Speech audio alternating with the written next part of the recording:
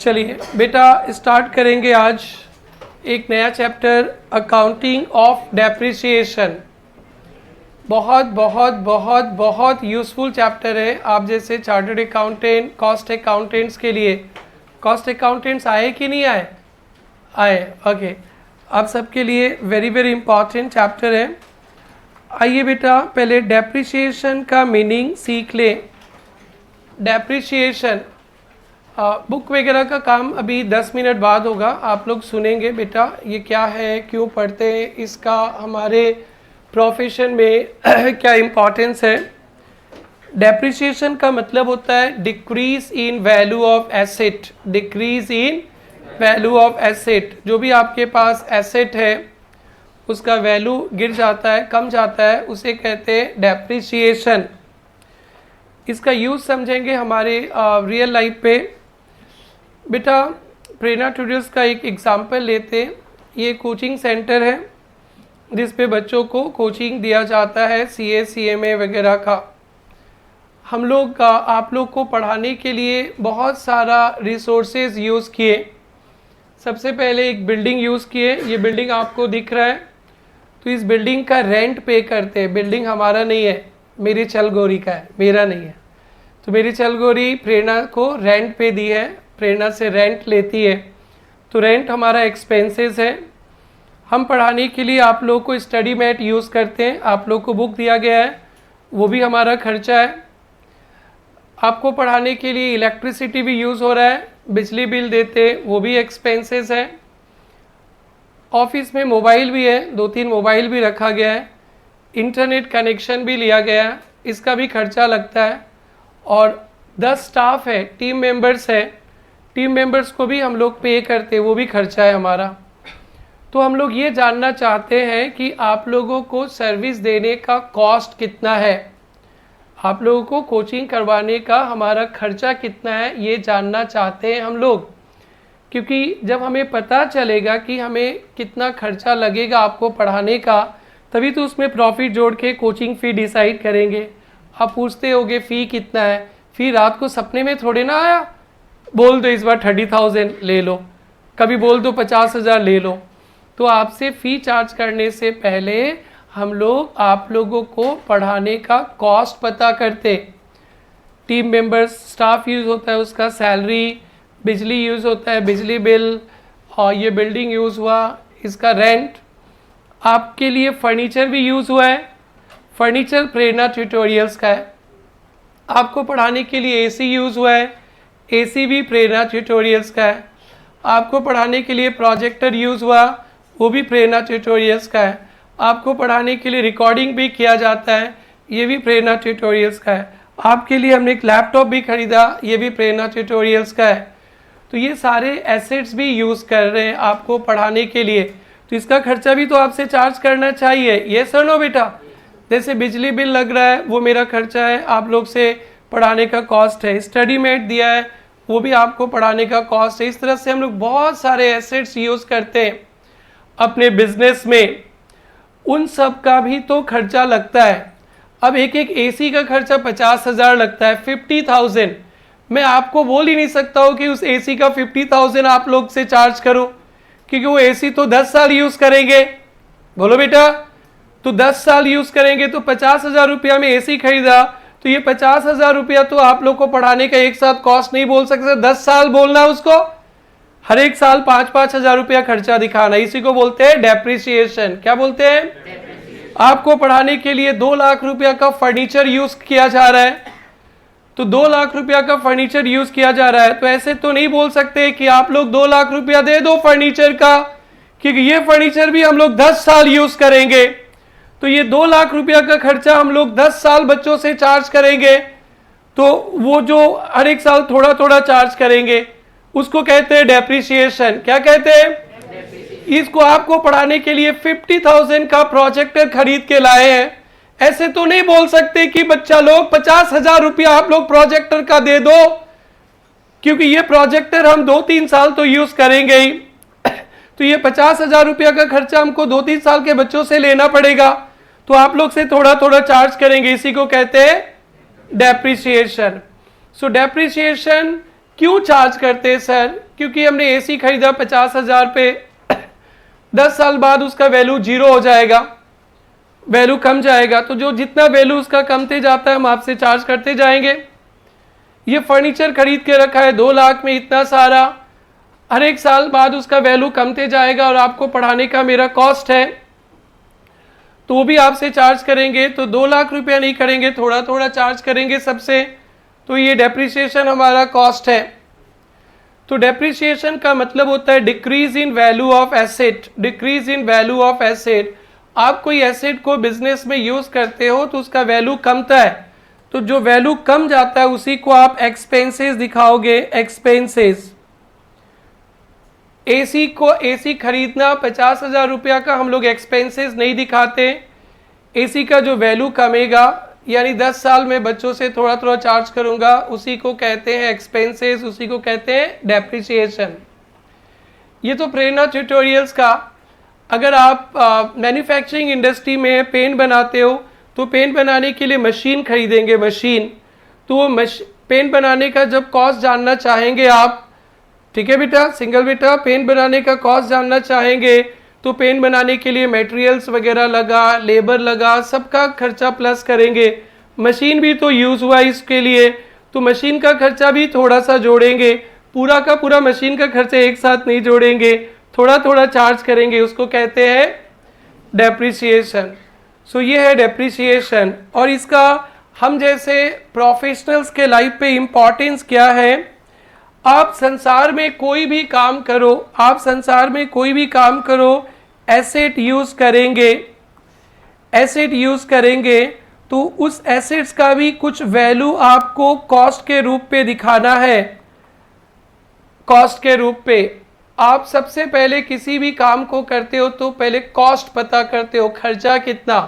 आप सीए में बन जाओगे, अपना ऑफिस भी खोलोगे तो क्लाइंट से फी मांगोगे, फी कितना मांगेंगे तो पहले ये देखोगे कि आपका ऑफिस का खर्चा कितना है, क्लाइंट को सर्विस देने पे खर्चा कितना लगा, तो क्लाइंट को सर्विस देने पे खर्चा कितना लगा तो रिसोर्सेज कितना कितना यूज किए, स्टाफ यूज किए, स्टाफ का सैलरी खर्चा है, बिजली यूज हुआ, बिजली बिल खर्चा है, और प्रिंटिंग स्टेशन यूज हुआ वो खर्चा है, लैपटॉप कंप्यूटर यूज होगा, उसका पूरा खर्चा तो क्लाइंट से नहीं ले लोगे ना बेटा, थोड़ा सा लोगे, उसको क्या बोलते हैं? डेप्रिसिएशन।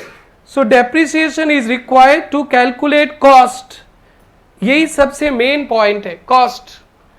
अगर किसी चीज का हम कॉस्ट ही नहीं जाने तो सेलिंग प्राइस ही पता नहीं चलेगा, तो पूरा व्यापार ही नहीं चलेगा। कॉस्ट जानना है किसी भी काम का। एसेट्स यूज कर रहे हैं, एसेट्स का जो थोड़ा बहुत खर्चा चार्ज करेंगे उसी को कहते हैं डेप्रिसिएशन। आप कोई भी काम करते हो, काम करने के बाद उसका प्रॉफिट लॉस कैलकुलेट करते हो। प्रॉफिट लॉस हमारा भी साल के लास्ट में प्रेरणा ट्यूटोरियल्स का प्रॉफिट लॉस बनता है। ये देखते हैं कि साल भर में हमने कितना प्रॉफिट कमाया या कितना लॉस हुआ। भैया का आशीर्वाद और आपका साथ, लॉस तो आज तक कभी नहीं हुआ और शायद नहीं होगा, आप लोगों का भरोसा जो है। तो हम लोग ये देखते हैं कि प्रॉफिट कितना हुआ। प्रॉफिट, तो प्रॉफिट जानने के लिए हम लोग देखते हैं बच्चों से फी कितना आया, माइनस कॉस्ट, माइनस हमारा एक्सपेंसेस कितना लगा। हम लोग कोई भी बिजनेस करते हैं उसका साल के लास्ट में प्रॉफिट लॉस जानना चाहते हैं। प्रॉफिट लॉस निकलेगा फी माइनस एक्सपेंसेस। अब एक्सपेंसेस में मैं दिखाऊंगा इस कोचिंग सेंटर का रेंट, सारे टीचर्स का फी, सारे स्टाफ का सैलरी, बिजली bill, telephone bill, mobile bill, internet bill, maintenance, advertisement, बहुत सारा खर्चा दिखाएंगे। ये फर्नीचर भी तो यूज़ किए आपको पढ़ाने के लिए। फर्नीचर को 2 लाख में खरीदे, 2 लाख तो खर्चा नहीं दिखाएंगे, नंबर ऑफ ईयर्स यूज होएगा तो उस फर्नीचर का भी कुछ खर्चा जोड़ेंगे, डेप्रिसिएशन। प्रोजेक्टर भी यूज हुआ है, एसी भी यूज हुआ है, उसका भी खर्चा कुछ दिखाएंगे, वो सब एक्सपेंसेस में आएगा। So depreciation, depreciation is charge to calculate cost. क्या जानने के लिए बेटा? कॉस्ट। आप जैसे चार्टर्ड अकाउंटेंट, कॉस्ट अकाउंटेंट, सबसे पहले कॉस्ट जानना चाहेंगे। Cost, to know the cost, whatever assets you are using, आप सर्विस देने के लिए या प्रोडक्शन करने के लिए, काम करने के लिए कोई भी एसेट्स यूज कर रहे हैं, उसका भी तो कुछ खर्चा दिखाएंगे, that's depreciation. So depreciation is charge on asset to know the cost. क्या बेटा? कॉस्ट. दूसरा, टू कैलकुलेट प्रॉफिट. क्या जानने के लिए? प्रॉफिट जानने के लिए. प्रॉफिट, बिजनेस का प्रॉफिट क्या हुआ, बिजनेस में जितना सामान बेचा उसका सेल प्राइस माइनस बिजनेस का खर्चा. खर्चा में एसेट्स का खर्चा डेप्रिसिएशन के नाम पे आएगा. डन बेटा? नंबर 2, ये 2 रीजन है. नंबर 3, डेप्रिसिएशन चार्ज करने का रीजन नंबर 3, ये एसी हमने 5 साल पहले 50,000 में खरीदा था. ये एसी हमने 5 साल पहले 50,000 में खरीदा था. बैलेंस शीट में इसे एसेट दिखाएंगे. बैलेंस शीट में एसेट्स दिखाएंगे. एसेट एसी 5 साल पहले एसी को खरीदा था 50,000 में.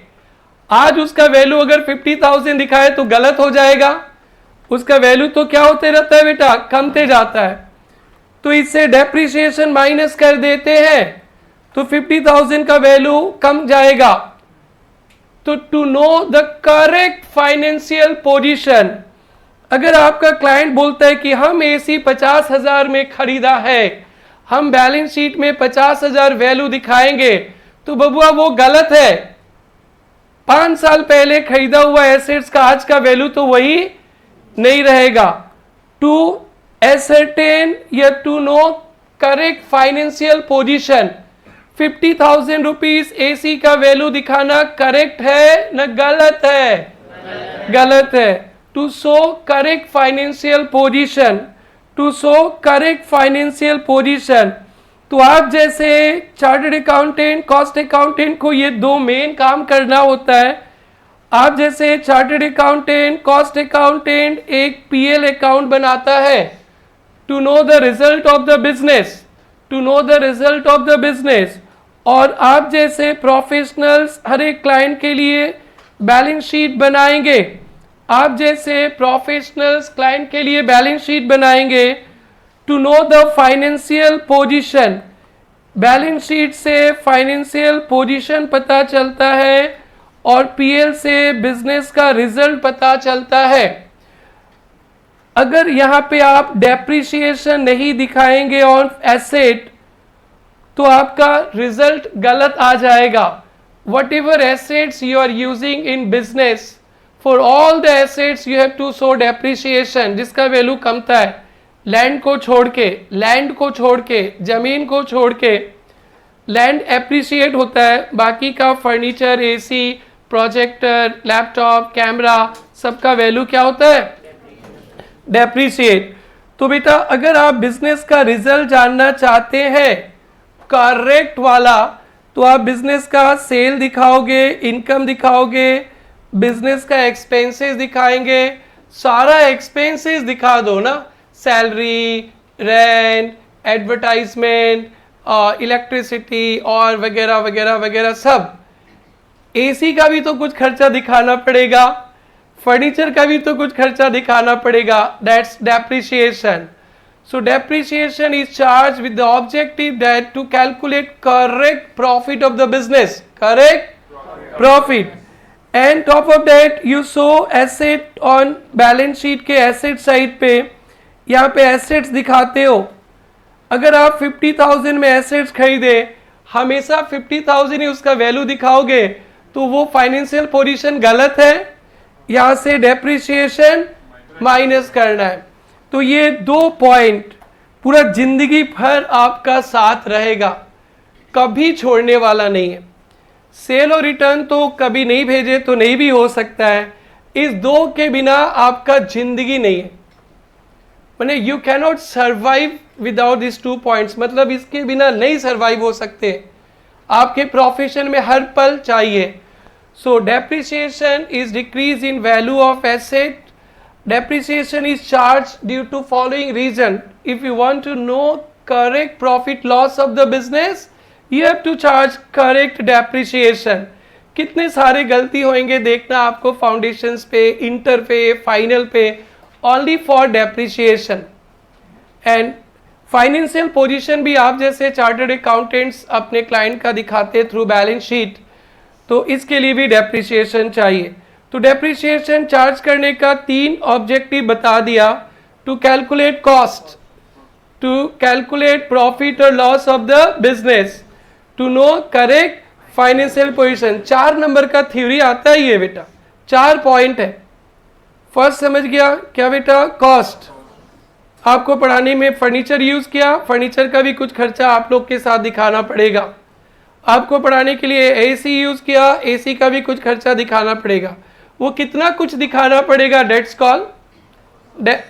Is called depreciation, that is cost.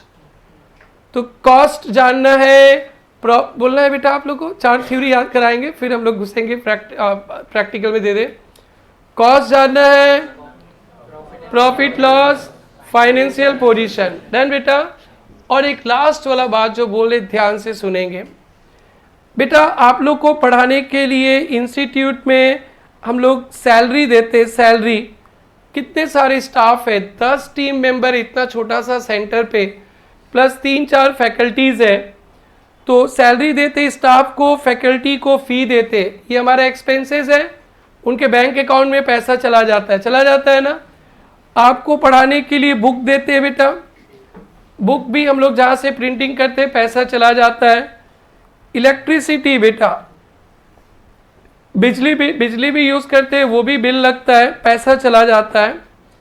आपको पढ़ाने के लिए बेटा एसेट्स यूज कर रहे हैं। डेप्रिसिएशन भी हम लोग खर्चा दिखाते हैं। डेप्रिसिएशन नॉन कैश एक्सपेंसेस है, नॉन कैश एक्सपेंसेस है, इट्स नॉट पेड। स्टाफ को सैलरी देते हर एक महीना, पैसा चला जाता है प्रेरणा से उनके बैंक अकाउंट पे। फैकल्टीज को हर एक मंथ फी देते, वो भी एक्सपेंसेस है, प्रेरणा के बैंक अकाउंट से कट के फैकल्टी के फी पे।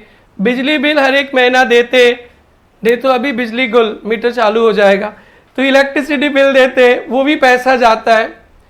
बट एसी खरीद के लाए हैं, उसका जो वैल्यू कमता है ना, आपको तो पता ही है। एंट्री डेप्रिसिएशन टू एसेट, ये खर्चा तो दिखाते हैं बट पैसा किसी को नहीं देते, पैसा किसी को नहीं देते। स्टाफ को हर एक महीना सैलरी देते, प्रेरणा के अकाउंट से कट कर स्टाफ के अकाउंट में चला जाता है। वो आज इकोनॉमिक्स में आप लोग को फोटो स्टेट करके दिया गया, उसका भी पैसा लगा है।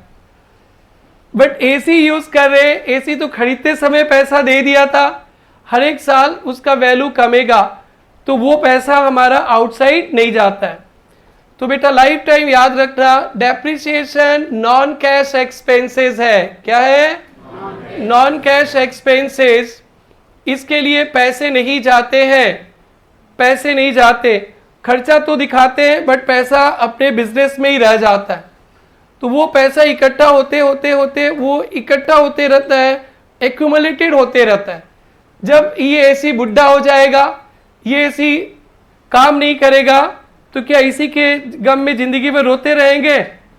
नहीं, इसको बाय करके नया एसी लाएंगे। हाँ, इसको बाय करके नया एसी हाई करेंगे। तो नया एसी लाएंगे तो फिर पैसा चाहिए।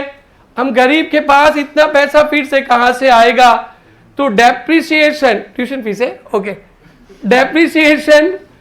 डेप्रिसिएशन जो लगता है हर एक साल, वो पैसा नहीं जाता है आउटसाइड, वो एक फंड बनते जाता है। जब पुराना एसेट्स का लाइफ खत्म हो जाएगा तो उसी पैसा में थोड़ा और पैसा मिला के नया एसेट खरीद लेते।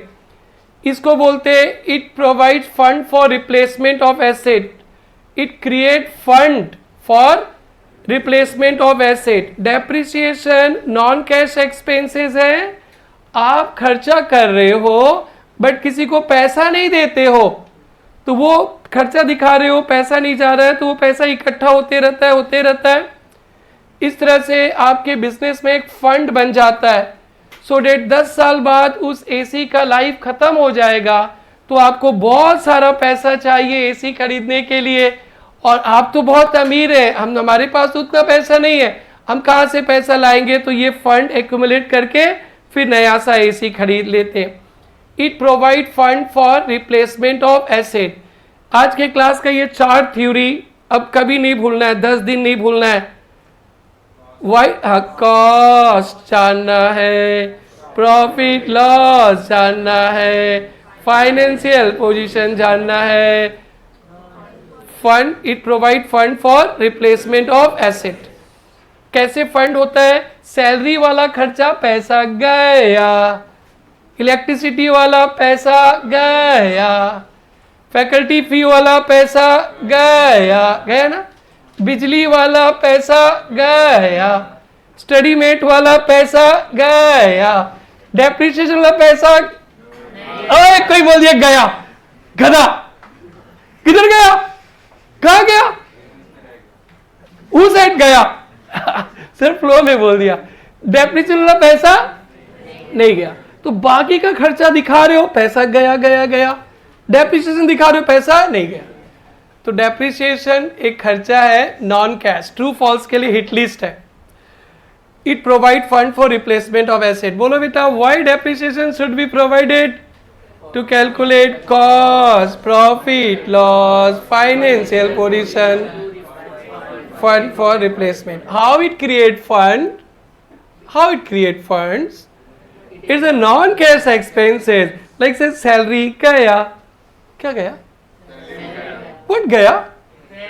कैश गया, सैलरी गया, बिजली बिल भी गया, क्या गया? कैश गया, डेप्रिसिएशन में भी गया, कैश नहीं गया। It provide fund for replacement of asset. ये 4 रीजन है, ये 4 रीजन है, ये 4 रीजन है। इसके अलावा इंडिया में अकाउंटिंग स्टैंडर्ड 10 है, आपके सिलेबस में थोड़ा सा पढ़ना है, AS10। AS10 डील करता है प्रॉपर्टी प्लांट इक्विपमेंट, जितना भी बिजनेस में एसेट्स है ना, फर्नीचर, AC, प्रोजेक्टर, बिल्डिंग, इसको हम लोग अपर लेवल पे प्रॉपर्टी प्लांट इक्विपमेंट कहते हैं। क्या बेटा? Property plant equipment. ये AC हो, बिल्डिंग हो, लैंड हो, सबको बोलते हैं PPE, property plant equipment. AS10 accounting standard 10, ये सब मिलेगा, अभी आपको ध्यान नहीं देना, बस एक बार बेसिक्स बना लेता है। AS10 property plant equipment like furniture के बारे में पढ़ाएगा, प्लांट एंड मशीनरी के बारे में, बिल्डिंग के बारे में। तो AS10 बोलता है कि हर एक बिजनेस को डेप्रिसिएशन चार्ज करना है, लैंड छोड़ के सब पे डेप्रिसिएशन चार्ज करना है। ये भारत का नियम है, कानून है। कानून क्यों बना? उसी के लिए बना, कॉस्ट जानने के लिए, प्रॉफिट जानने के लिए, फाइनेंशियल पोजीशन जानने के लिए। आप बोलोगे नहीं हम तो कॉस्ट नहीं जानेंगे, हम अपना क्लाइंट से कम लेंगे, फिर भी आपको डेप्रिसिएशन दिखाना पड़ेगा, भारत का कानून कहता है। और कंपनीज एक्ट का शेड्यूल 2 पे, कंपनीज एक्ट का शेड्यूल 2 पे भी लिखा है कि आपको डेप्रिसिएशन चार्ज करना है। भारत का अकाउंटिंग का कानून भी कहता है चार्ज करना है, और आपको ऐसे भी करना है। वो 4 पर्पस के लिए डेप्रिसिएशन चार्ज करना है। ये कुछ डेप्रिसिएशन का बेसिक्स है। पूछे डेप्रिसिएशन क्या है, तो बोला decrease in value of asset, decrease in value of asset. Why value of asset decrease है? सर AC का वैल्यू क्यों कमता है? सुनो क्यों कमता है। एक तो आप लोग को पता है कि कोई एसेट्स को यूज करेंगे तो उसका वैल्यू कम जाएगा। मोबाइल यूज करते कम जाता है, बाइक यूज करते कम जाता है, कार यूज करते वैल्यू कम जाएगा, लैपटॉप यूज करेंगे कम जाएगा। आपने एसेट्स खरीद भी लिया, यूज भी नहीं करेंगे, फिर भी पैसेज ऑफ टाइम, टाइम के हिसाब से एसेट्स का वैल्यू कम था। भाई थोड़ा सा ऐसे बैठो ना, आगे थक गए हो क्या? थोड़ा स्मार्ट वे में बैठो, ऐसे झुक के मत बैठो। आप पैसेज ऑफ टाइम, एसेट्स का वैल्यू क्यों कम था? यूज करने के लिए। किसके लिए बेटा? यूज करने के लिए। यूज करते हैं assets, use. Passage of time, क्या बेटा? Passage of time. Very interesting situations आएगा जब इंटर पास करने के बाद ऑडिट में जाएंगे। आपका क्लाइंट ने कोई एसेट्स खरीदा है AC, उसको यूज ही नहीं किया, एकदम चालिया, एकदम पैक्ड है, डेप्रिसिएशन चार्ज नहीं करेगा। आप बोलेंगे सर आप तो बैलेंस शीट में एसेट दिखाए, डेप्रिसिएशन चार्ज कीजिए। बोलेगा आप छोटे अकाउंटेंट हो, जानते नहीं हो, ज्यादा यूज नहीं किया। तो बोलना छोटा बच्चा समझ के सिखाना नहीं, ट्रिंग टिंग टिंग। पैसेज ऑफ टाइम के लिए भी, पैसेज ऑफ टाइम के लिए यूज नहीं करेंगे, फिर भी टाइम के हिसाब से एसेट्स का वैल्यू कमता है। ये जब ऑडिटर बन के जाओगे, सेमी ऑडिटर मतलब इंटर पास करके, ऑडिटर बनोगे तो ये वाला पॉइंट मिलेगा। टिंग टिंग टिंग सिखा देना, हमें छोटा बच्चा ना समझना। ओके, फाइनलिस्ट है ऐसे बोलना। 2 रीजन, क्या क्या 2 रीजन? यूज करने से, दूसरा पैसेज ऑफ टाइम, तीसरा ऑब्सोलेसेंस। ऑब्सोलेसेंस का मतलब है हमने प्रोजेक्टर खरीदा, असम गवर्नमेंट बोल दिया कि कोई एजुकेशनल इंस्टीट्यूट असम में प्रोजेक्टर यूज नहीं कर सकता। कोई एजुकेशनल इंस्टीट्यूट असम में प्रोजेक्टर, तो इसका वैल्यू रहेगा, इसका वैल्यू डाउन हो जाएगा। तो गवर्नमेंट का रूल्स रेगुलेशंस चेंज हो गया, गवर्नमेंट का रूल्स रेगुलेशंस चेंज हो गया। या अब नए जमाने के बच्चे कोई फेस टू फेस क्लास करने नहीं आते, फॉर एग्जाम्पल आना नहीं तो रिजल्ट डैश हो जाता है। नए जमाने के बच्चे फेस टू फेस क्लास करने नहीं आते, एक ट्रेंड हो गया कि नहीं पढ़ेंगे, सब कोई घर में पेन ड्राइव गूगल ड्राइव से पढ़ेंगे। रिजल्ट रिस्क है, फिर भी रिस्क ले लेना। तो बेटा जो जो सेंटर ने प्रोजेक्टर खरीद के रखा होगा, बड़े बड़े क्लासरूम बनाकर, फर्नीचर, एसी, उसका वैल्यू तो कम जाएगा। Technological development, government rules regulations change हो गया, कस्टमर्स का हैवी टेस्ट वगैरह चेंज हो जाता है, तो भी एसेट्स का वैल्यू डिक्रीज हो जाता है। अब सब लोग पिज्जा प्रेमी हो, मोस्टली पिज्जा प्रेमी है ना? तो पिज्जा बनाने का जो मशीन होता है उसका बहुत डिमांड है। पिज्जा बनाने वाले लोग, डोमिनोज, पिज्जा हट लोग मशीन खरीद लिए। अचानक सभी बच्चों का असम में एक सिस्टम हो गया कि नहीं, पिज्जा नहीं खाएंगे हम लोग पिज्जा बंद कर दिए। पूरा असम के सारे बच्चे, सारे लोग पिज्जा खाना बंद कर दिए। ये कस्टमर्स का हेवी टेस्ट चेंज हो गया। अब उन मशीन्स का वैल्यू क्या रहेगा? कम जाएगा। तो इसको बोलते हैं कस्टमर का हेवी टेस्ट वगैरह चेंज हो जाता है। तो फिर ऑब्सोलेसेंस, ऑब्सोलेसेंस में 3 रीजन मिलेगा। गवर्नमेंट का रूल्स रेगुलेशन चेंज, 1000 रुपये का नोट बंद करवा दिया ना, अब उसका वैल्यू कुछ नहीं है। Technological development, IT based product, bike, scooty, mobile आप खरीदते हो, 6 महीना बाद उसका वैल्यू 10 से 50% डाउन हो जाता है। बात भी अच्छा है, उसमें कैमरा भी अच्छा है और एकदम पावर बैकअप भी है, सब कुछ भी अच्छा है, लेकिन फिर भी 6 महीना बाद उसका वैल्यू कम जाता है, क्योंकि इतना फास्ट डेवलपमेंट है। उसी को कुछ एडवांस वर्जन बाजार में आ जाता है और आप शौकीन लोग चलो 50% में बेच दो, नया खरीद लो। तो इतना फास्ट टेक्नोलॉजिकल डेवलपमेंट होता है तो एसेट्स का वैल्यू भी कम जाता है, या कभी कभी एसेट्स का मार्केट वैल्यू कम जाता है। तो ये रीजन है, 4 रीजन। एक क्या बोला बेटा? यूज। क्या बोला बेटा? यूज। क्या बोला? यूज। दूसरा टाइम, तीसरा ऑब्सोलेसेंस। ऑब्सोलेसेंस के अंदर 3 है, क्या क्या बेटा? Technological development, government rules regulation, customers का हेवी टेस्ट वगैरह चेंज हो गया। डन। ये रीजन है डेप्रिसिएशन का, और वो ऑब्जेक्टिव है why we are providing depreciation. 4 objective क्या है बेटा इस चैप्टर से? पहला हिटलीज थ्योरी, एक ही हिटलीज थ्योरी है, वही वाला। What is the objective? Cost जानना, प्रॉफिट लॉस जानना, financial position, yes, it provide fund for replacement of asset. तो बेटा अब मैं थोड़ा सा थ्योरेटिकल पोर्शन आगे बढ़ाता हूँ और उसके बाद प्रैक्टिकल करेंगे। आप लोग क्लास 11 में इस चैप्टर का नाम सुने होंगे, सिर्फ नाम तक ही याद रखना, ऐसे कभी मत सोचना कि 11 में पढ़े हो जाएगा। बहुत कुछ डिफरेंट है, बहुत कुछ डिफरेंट है। इतना डिफरेंट है कि आप लोग इंटर में भी आके फिर से एज 10 पढ़ोगे। So don't take lightly. और इंस्टीट्यूट हमेशा कम से कम 4 से लेकर 10 नंबर तक का क्वेश्चन सेट करता है।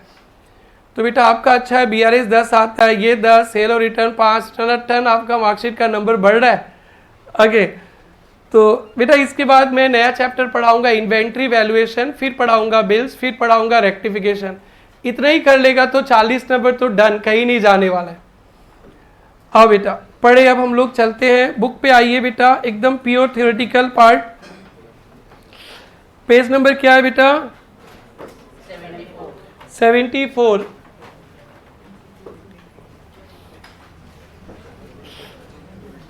यस बेटा, अकाउंटिंग ऑफ डेप्रिसिएशन,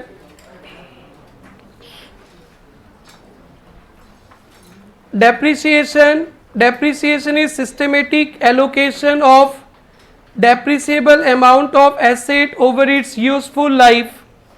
depreciation क्या है? systematic allocation of depreciable amount. depreciable amount को गोल करना बेटा, systematic allocation of depreciable amount of an asset over its useful life. useful life को भी गोल करना बेटा, राउंड करना, सर्कल डालना.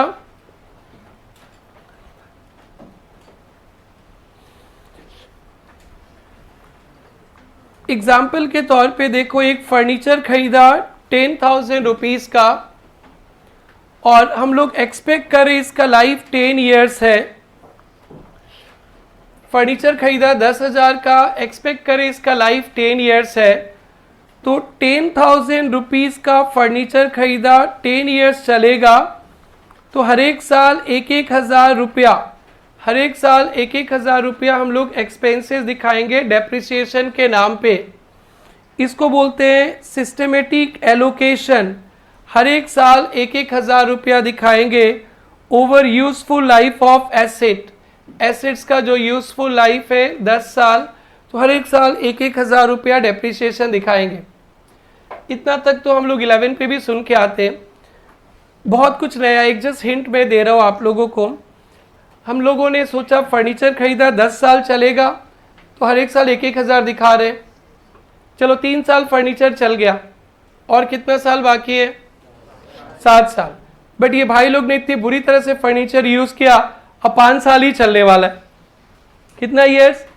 5 साल. तो अब तो सिस्टम ही चेंज हो जाएगा. पहले 10 साल सोचा था, अब तो और 3 साल के बाद 5 साल ही चलने वाला है, तो डेप्रिसिएशन का सिस्टम ही चेंज हो जाएगा. ये सारी चीज़ आप रियल लाइफ पे जो जो होता है सीखने वाले हो.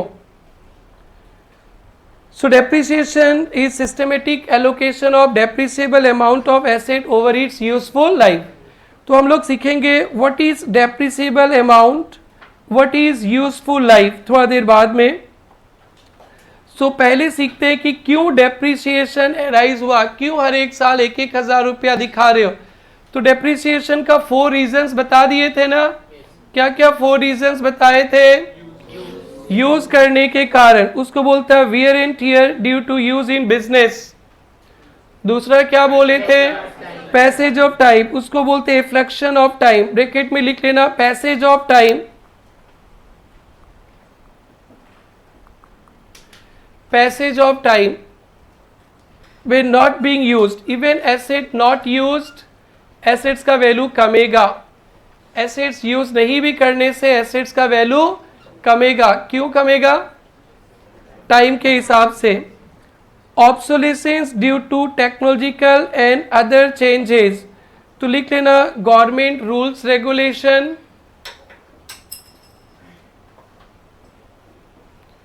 कस्टमर्स हैबिट्स या टेस्ट, कस्टमर का habits, government rules regulation change हो जाएगा, कस्टमर का हैबिट टेस्ट चेंज हो जाएगा. पिज़्ज़ा खाना छोड़ोगे क्या आप लोग? ऐसे मत बोलो, कुछ नया कुछ आ जाएगा तो छोड़ ही दोगे. अभी क्या क्या खाने मिलते रहेगा, आप लोग देखते रहो न्यू जनरेशन पे. आगे, और डिक्रीज इन मार्केट वैल्यू, तो बेटा एसेट्स का मार्केट वैल्यू कम जाता है. एसेट्स का बाजार में वैल्यू कम गया, किसी भी रीजन से वैल्यू कम गया. लैंड का भी कभी कभी वैल्यू कम जाता है. जिस एरिया में लैंड है उधर पानी नहीं अचानक पानी आना बंद हो गया तो क्या हो जाएगा? ऐसे तो लैंड क्या होता है? एप्रिसिएट. बट जिस एरिया में तुम्हारा जमीन था, पानी उनी सब ठीक ही था, अचानक पानी बंद, उधर वाटर सप्लाई बंद, तो उसका वैल्यू अचानक कम जाएगा. ऐसे सुनने कम मिलता है, तो ये आपको ध्यान रखना है. आइए ऑब्जेक्टिव्स, क्या क्या ऑब्जेक्टिव्स था, क्यों डेप्रिसिएशन चार्ज करें, मेरी मर्जी मैं ना करूं तो ऐसे कैसे होगा बेटा? क्यों बेटा जानना है बेटा? कॉस्ट जानने के लिए, to ascertain cost, to ascertain cost,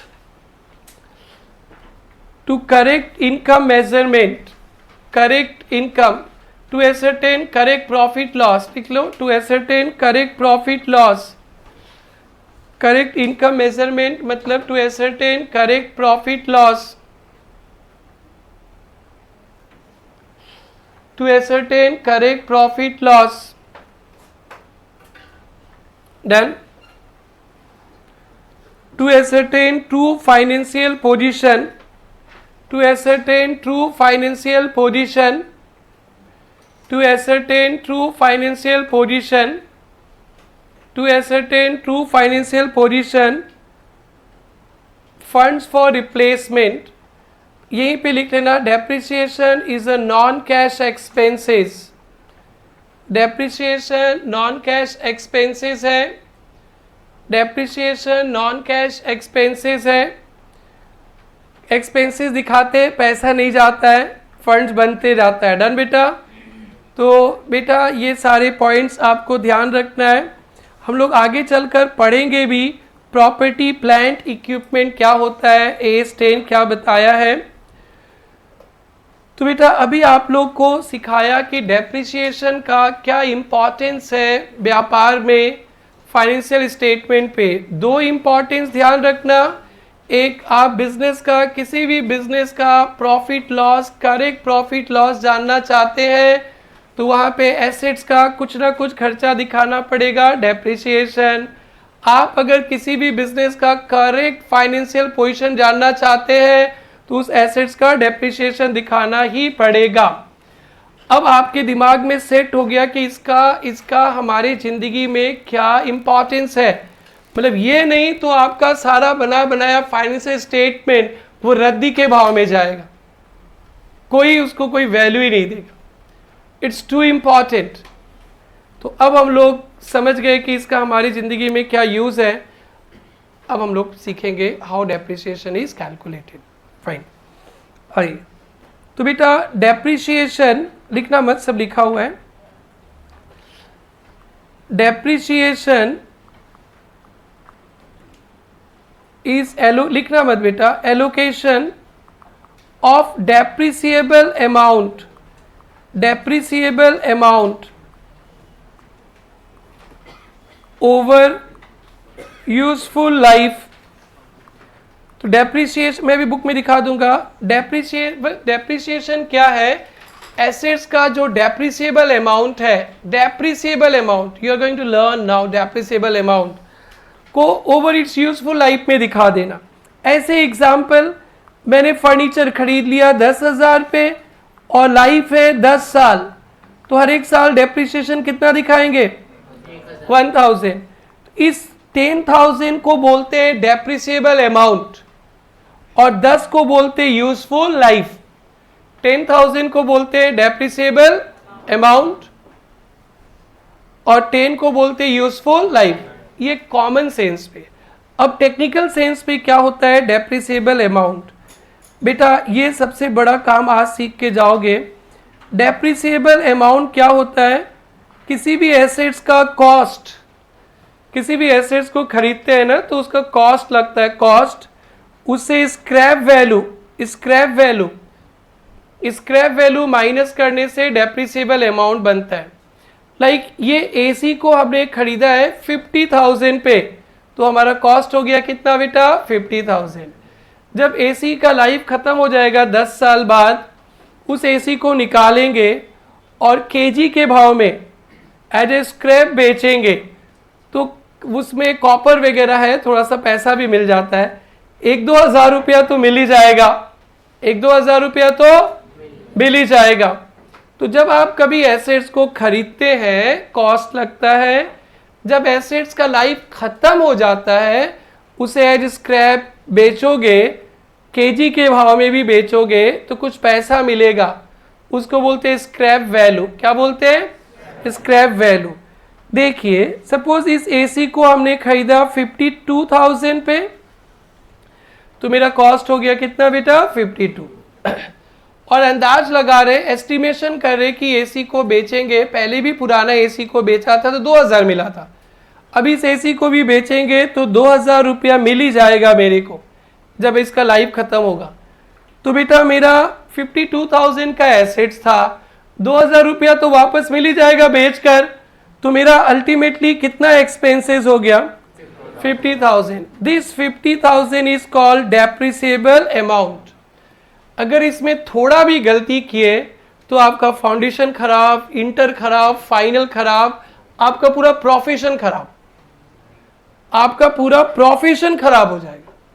everywhere you will do mistake till मरते दम तक. ये आपको ध्यान रखना है. ये पे करेगा आपको. सर मरते दम तक बीआरएस भी पे करेगा? हाँ. सेरेटन पे करेगा? हाँ. सेरेटन पे करो चाहे ना करो, क्लाइंट नहीं दे, बट ये तो हर एक क्लाइंट की जिंदगी में मिलेगा. तो बेटा आज आप लोग सब भूल जाना, दो बातें मत भूलना आज के क्लास से. डेप्रिसिएबल अमाउंट फाइनल तक, बड़े भी हो जाए तो डायरेक्टली 52 पे मत मार देना. दिल से पूछो, दिल से. कोई बोलता है सर हम दिल दे चुके सनम. अरे कोई बात नहीं है, फिर भी पूछो दिल से. अरे पूछो दिल से. 52,000 आपका गया ना 50,000 गया?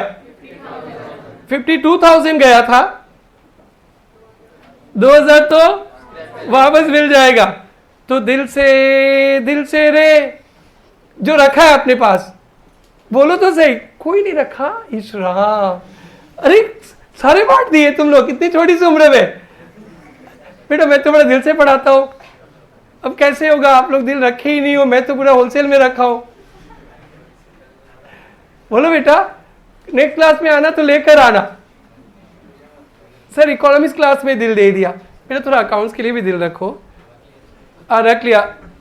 What is depreciable amount? Cost minus scrap value. Cost minus scrap value. आप इसे गलती किए तो आपको उठा के सीधे पटक देगा.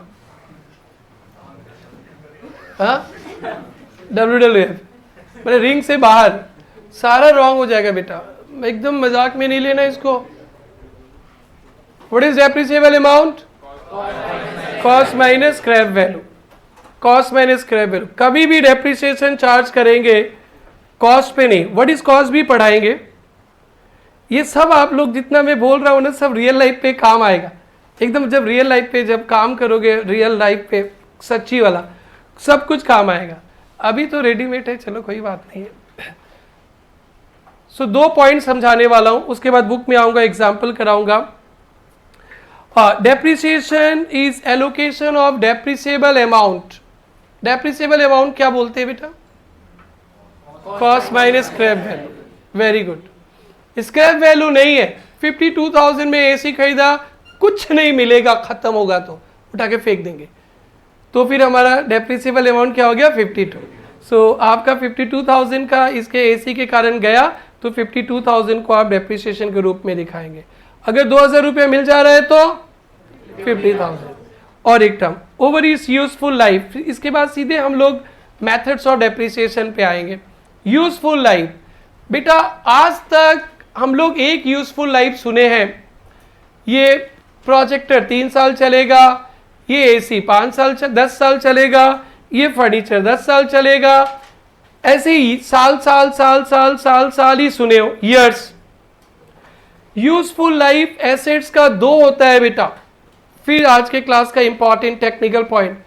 यूजफुल लाइफ एसेट्स का 2 होता है. एक तो फिजिकल ईयर्स 5 ईयर्स 10 ईयर्स. दूसरा कुछ कुछ एसेट्स का प्रोडक्शन कैपेसिटी होता है. कुछ कुछ एसेट्स नंबर ऑफ ईयर्स से कोई मतलब नहीं रखता है. वो कितना साल चलेगा वो मैटर नहीं करता है, वो आउटपुट कितना देगा. आउटपुट लाइक आपने एक मशीन खरीदा जिसका प्रोडक्शन कैपेसिटी 20,000 यूनिट्स ही बनेगा. वो 20,000 यूनिट्स बनाकर वो मशीन खत्म, काम ही नहीं करेगा. अब वो 20,000 यूनिट्स आप 1 साल में बना लो, 2 साल में बना लो, 5 साल में बना लो, 10 साल में बना लो, जनरेशन टू जनरेशन में बना लो, उससे मतलब नहीं. बनेगा कितना? 20,000. दूसरा लाइव एग्जाम्पल इस क्लासरूम का. ये प्रोजेक्टर का लैंप आवर होता है. लैंप आवर, ये प्रोजेक्टर जब खरीदते हैं तो बोलता है 5,000 घंटा चलेगा. 5,000 घंटा. अब वो 5,000 आवर्स चलेगा, उसके बाद भी प्रोजेक्टर ऑन करेंगे तो ऑन तो होगा, बट लिखा हुआ नहीं दिखेगा, विजिबल नहीं रहेगा. तो वो 5000 घंटा मैं 5 साल में कंप्लीट कर सकता हूं, 4 साल में कंप्लीट कर सकता हूं, 3 साल में भी कंप्लीट कर सकता हूं, 10 साल में भी हो सकता है। 10 साल भी प्रोजेक्टर चलेगा क्योंकि उसका आवर्स तो है ही है ना लाइफ। तो एसेट्स का यूजफुल लाइफ एक होता है फिजिकल ईयर्स, दूसरा प्रोडक्शन और similar units expected from asset. Production या सिमिलर यूनिट्स, कुछ मशीन का कैपेसिटी है कि वो 1 लाख यूनिट्स बनाएगा, उसके बाद वो मशीन पे और काम नहीं होगा, फेंक दो। वो 1 लाख यूनिट्स आप 1 साल में बना लो या 3 साल पे। प्रोजेक्टर का कोई कोई लाइफ होता है 2000 आवर्स, अब वो 2000 आवर्स ही चलेगा, उसके बाद फिर वहां से रोशनी नहीं दिखेगा आपको। वो 2000 आवर 2 साल में भी चला लो, 1 साल में चला लो, 5 साल में चला लो, 10 साल में चला लो, साल से मतलब नहीं है, आवर्स। कुछ कुछ मशीन का कैपेसिटी होता है, ये मशीन 1 लाख आवर्स ही काम करेगा, 1 लाख आवर्स, ईयर्स से मतलब नहीं, 1 लाख आवर्स। अब 1 लाख आवर्स चला लो तो मशीन का लाइफ खत्म, डन। जैसे वो हम लोग प्रिंटर खरीदते हैं, प्रिंटर जहां से प्रिंटिंग होता है, कुछ कुछ प्रिंटर ऐसे होता है उसका कार्ट्रिज वगैरह चेंज नहीं होता है, उसे 2000 पेज प्रिंट होगा, 2000 पेज प्रिंट कर दो, उसके बाद वो खत्म, फेंक दो, डन। तो उसको रिफिलिंग करने वाला ऑप्शन नहीं। तो वो 2000 पेजेस आप एक दिन में कर लो ना, एक दिन में खत्म। आप 6 महीना में कर लो ना, 6 महीना में खत्म। अरे बाबा साल भर में कर लो ना, साल भर में खत्म। अरे बाबा 2 साल में कर लो, 2 साल में खत्म। भाई गुस्सा हो गया, 5 साल में कर लो, तो 5 साल। It's not the number of years, it's the production और सिमिलर यूनिट्स। तो ये 2 कंसेप्ट अगर क्लियर है तो मैं मेथड्स में लाऊंगा आप लोगों को। So depreciation is systematic allocation of depreciable amount. What amount? Depreciable amount over its useful life. What's depreciable amount? Cost minus scrap value. What is cost भी पढ़ाएंगे। Over its useful life. What's useful life? एक तो years और इसका output, ठीक है। output मत बोलना, इसी को बोल देना, प्रोजेक्टर का लाइफ लैम्प पावर 5000 आवर्स, 5000 घंटे ही चलेगा, डन बेटा। अब यहां से आप लोग का प्रैक्टिकल मिलेगा। आइए बुक में आइए बेटा।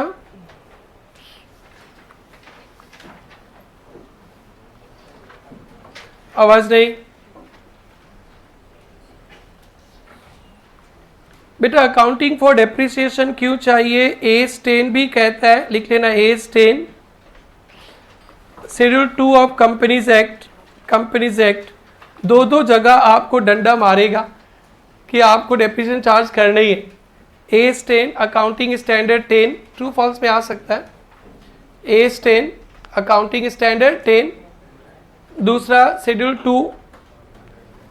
2 of companies act accounting standard 10, लिख लिया बॉक्स में बेटा, कौन सा?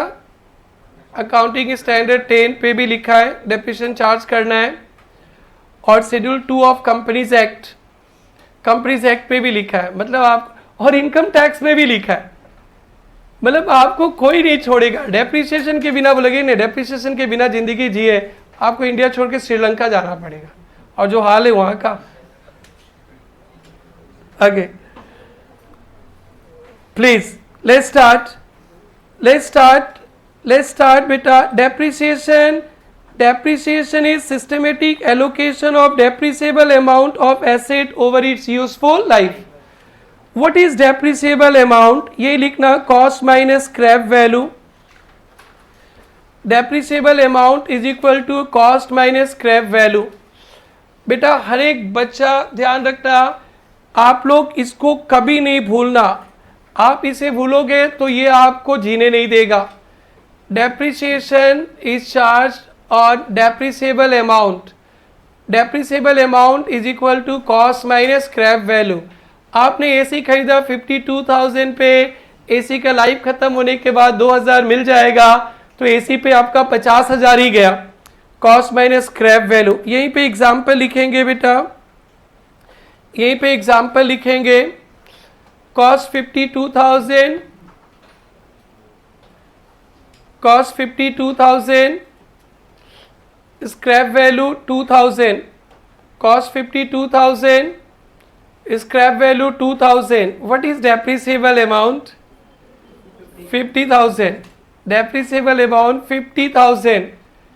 ये ऐसा पॉइंट है, आप लोग जब इंटर पढ़ने आओगे वहाँ भी कोई ना कोई बच्चा गलती करेगा, फिर समझाया जाएगा। कोशिश करना डेप्रिसिएबल अमाउंट, डेप्रिसिएशन आने के साथ साथ डेप्रिसिएबल अमाउंट आपके दिमाग पे छा जाए।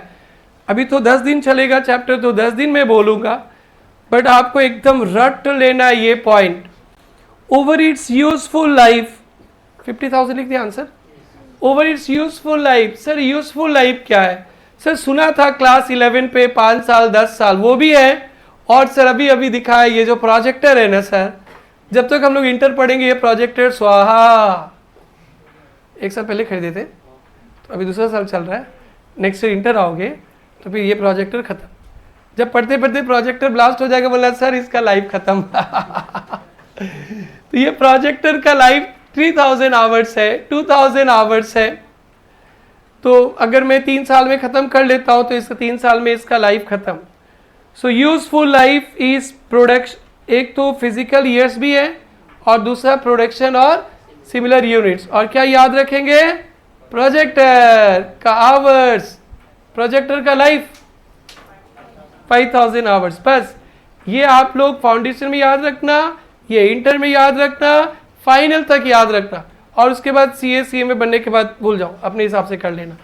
As long as your student you have to remember life of projector is not number of years, number of hours, never forget. तो आज के क्लास से ये 2 नया चीज़ लेकर जाओगे। ऐसे मेथड्स तो भी नया नया पढ़ेंगे ही, 2 नया चीज़ लेके जाओगे। एक है डेप्रिसिएबल अमाउंट, बोलो क्या है? Cost minus scrap. Very good, खूब बुलाएंगे बेटा, खूब हम भी बोलेंगे, आपको ही बोलना है, याद करना है बेटा। और दूसरा यूजफुल लाइफ, एक ईयर्स और आपका प्रोजेक्टर का आवर्स, ऐसे बोल देना आपका प्रोजेक्टर का आवर्स। हाँ हमारा है, दैट्स ग्रेट। कौन है इतना मानो था, इतना फीलिंग्स वाला? That's good. एक चॉकलेट था, इंटर वाले दिया था, हमने किसी को बांट दिया, किसी को दे दिया, नहीं तो अभी तुमको चॉकलेट मिलता है यार। क्या फीलिंग्स दिया बोले हमारा, दैट्स ग्रेट बेटा। कहाँ सीखो इतना सारा, मतलब ऐसा ये क्वालिटी? स्कूल में मैं बोलती वाह, मैम को थैंक यू बोलो या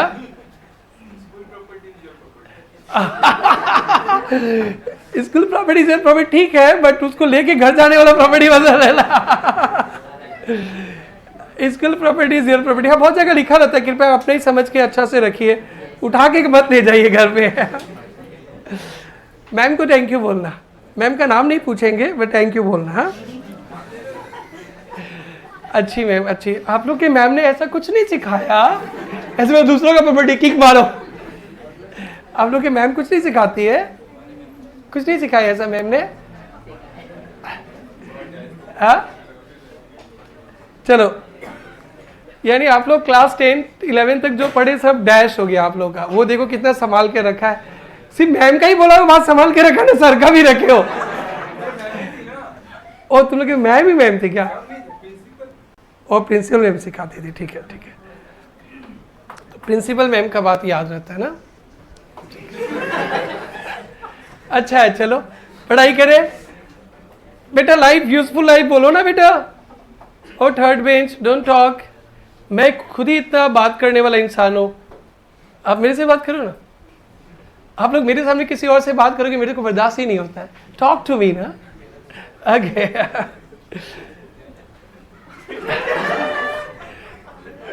क्या बोला भाई लोग? सर जोर से बोलो। आज चलो पढ़ाई करते। शर्मा गया बच्चा लोग, जोर से नहीं बोलेगा। What's useful life? क्या यूजफुल लाइफ? एक ईयर्स, दूसरा प्रोडक्शन और सिमिलरिटीज। हमारा बजाज मत बोल देना। क्या हमारा एसी, सॉरी एसी नहीं, हमारा प्रोजेक्टर। अभी तक आपके सीनियर बैच लोग बोलते रहे सर आपका प्रोजेक्टर। आज एक नया बच्चा सिखाया, हमारा प्रोजेक्टर।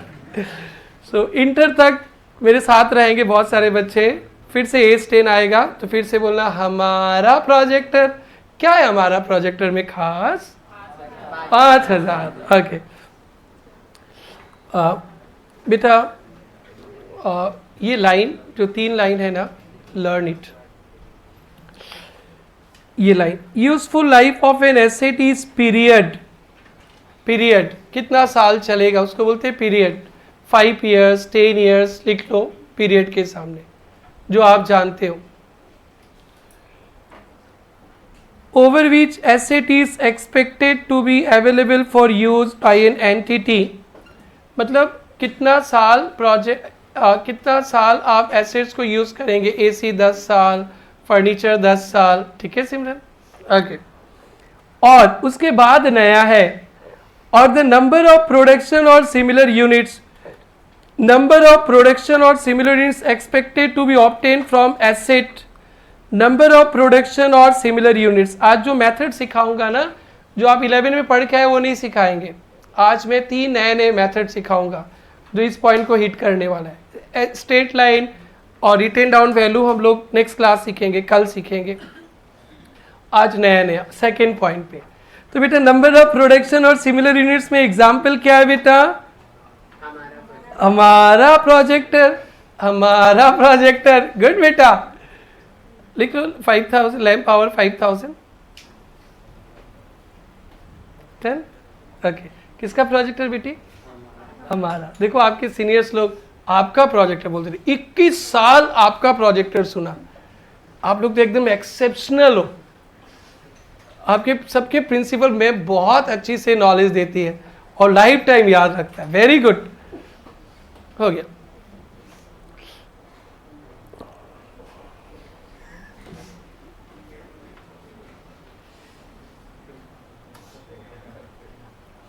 या बेटा आगे बढ़ते अपने। जब हम लोग डेप्रिसिएशन कैलकुलेट करते हैं, डेप्रिसिएशन कैलकुलेट करते हैं तो factors in measurement of depreciation, factors in measurement of depreciation, तो आपने तो नाम सुन ही लिया। आप डेप्रिसिएशन कैलकुलेट करते समय एसेट्स का क्या देखेंगे? कॉस्ट देखेंगे, उससे क्या माइनस करेंगे? Scrap value. और क्या देखते हैं बेटा? लाइफ, लाइफ देखते हैं ना। So what are the factors considered जब आप लोग प्रोफेशनल लाइफ पे अपने क्लाइंट के लिए डेप्रिसिएशन का अकाउंटिंग करेंगे? आप अपने क्लाइंट से पूछेंगे साहब आपने कितना में खरीदा, व्हाट्स द कॉस्ट? तो आप क्या देखेंगे बेटा? कॉस्ट। और कॉस्ट में क्या क्या आता है, क्या क्या नहीं आता, वो भी सिखाया जाएगा। आप पूछोगे क्लाइंट से, आप तो चार्टर्ड अकाउंटेंट, आप AC बेचने वाले थोड़ी ना हो। आप अपने क्लाइंट से पूछोगे साहब ये AC को आप बेचेंगे ना? हाँ। कितना साल बाद? 10 साल बाद। कितना एक्सपेक्ट कर रहे? 10 साल बाद क्या मार्केट होगा क्या पता, पूरा दुनिया ही ठंडा वाला सीजन पे आ जाए, AC का जरूरत भी ना पड़े। अलग 10 साल बाद क्या होगा वो राम जाने, बट फिर भी हम लोग एस्टिमेटेड एक्सपेक्टेड तो करते ही है ना बेटा। अब बताओ 2 साल 3 साल 4 साल बाद क्या होगा, किसको क्या पता। बट आप लोग इसी एक्सपेक्टेशन से तो CA CMA कर रहे हो कि 3 4 5 साल बाद CA बन जाएंगे और मर्सिडीज खरीदेंगे, BMW खरीदेंगे, क्या क्या और टारगेट था, घर खरीदेंगे, ये छोरी लोग फॉरेन टूर करेंगे, ये था ना आप लोग का। तो 5 साल बाद क्या होगा क्या पता, बट आपका एक्सपेक्टेशन तो है ना बेटा। ओके, किसी का ऐसा शौक नहीं है क्या यार हम मम्मी पापा के लिए घर बनाएंगे, मम्मी पापा घुमाने ले जाएंगे? एक बच्चा का गजब, 1 2 3 बच्चा का, 3 4 का ये ऐसा सपना नहीं है? हाँ, सिर्फ तुम लोग तो सब अपने ही है, घूमने जाएंगे घूमने जाएंगे। किसी हाँ यस गुड़िया लोग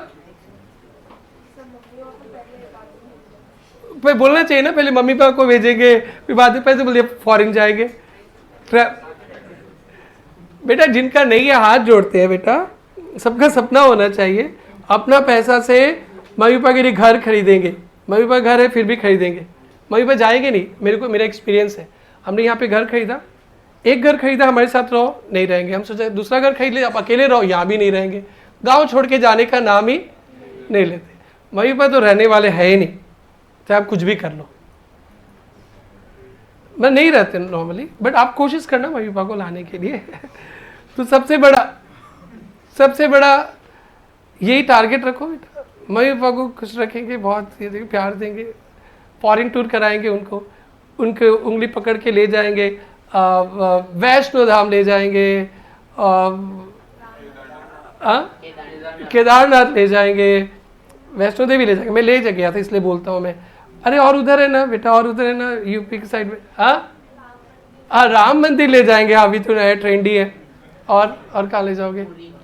पूरी ले जाएंगे, हाँ ये सब बोलो। हाँ काशी विश्वनाथ ले जाएंगे। अरे श्री कृष्ण का जन्मभूमि किधर है?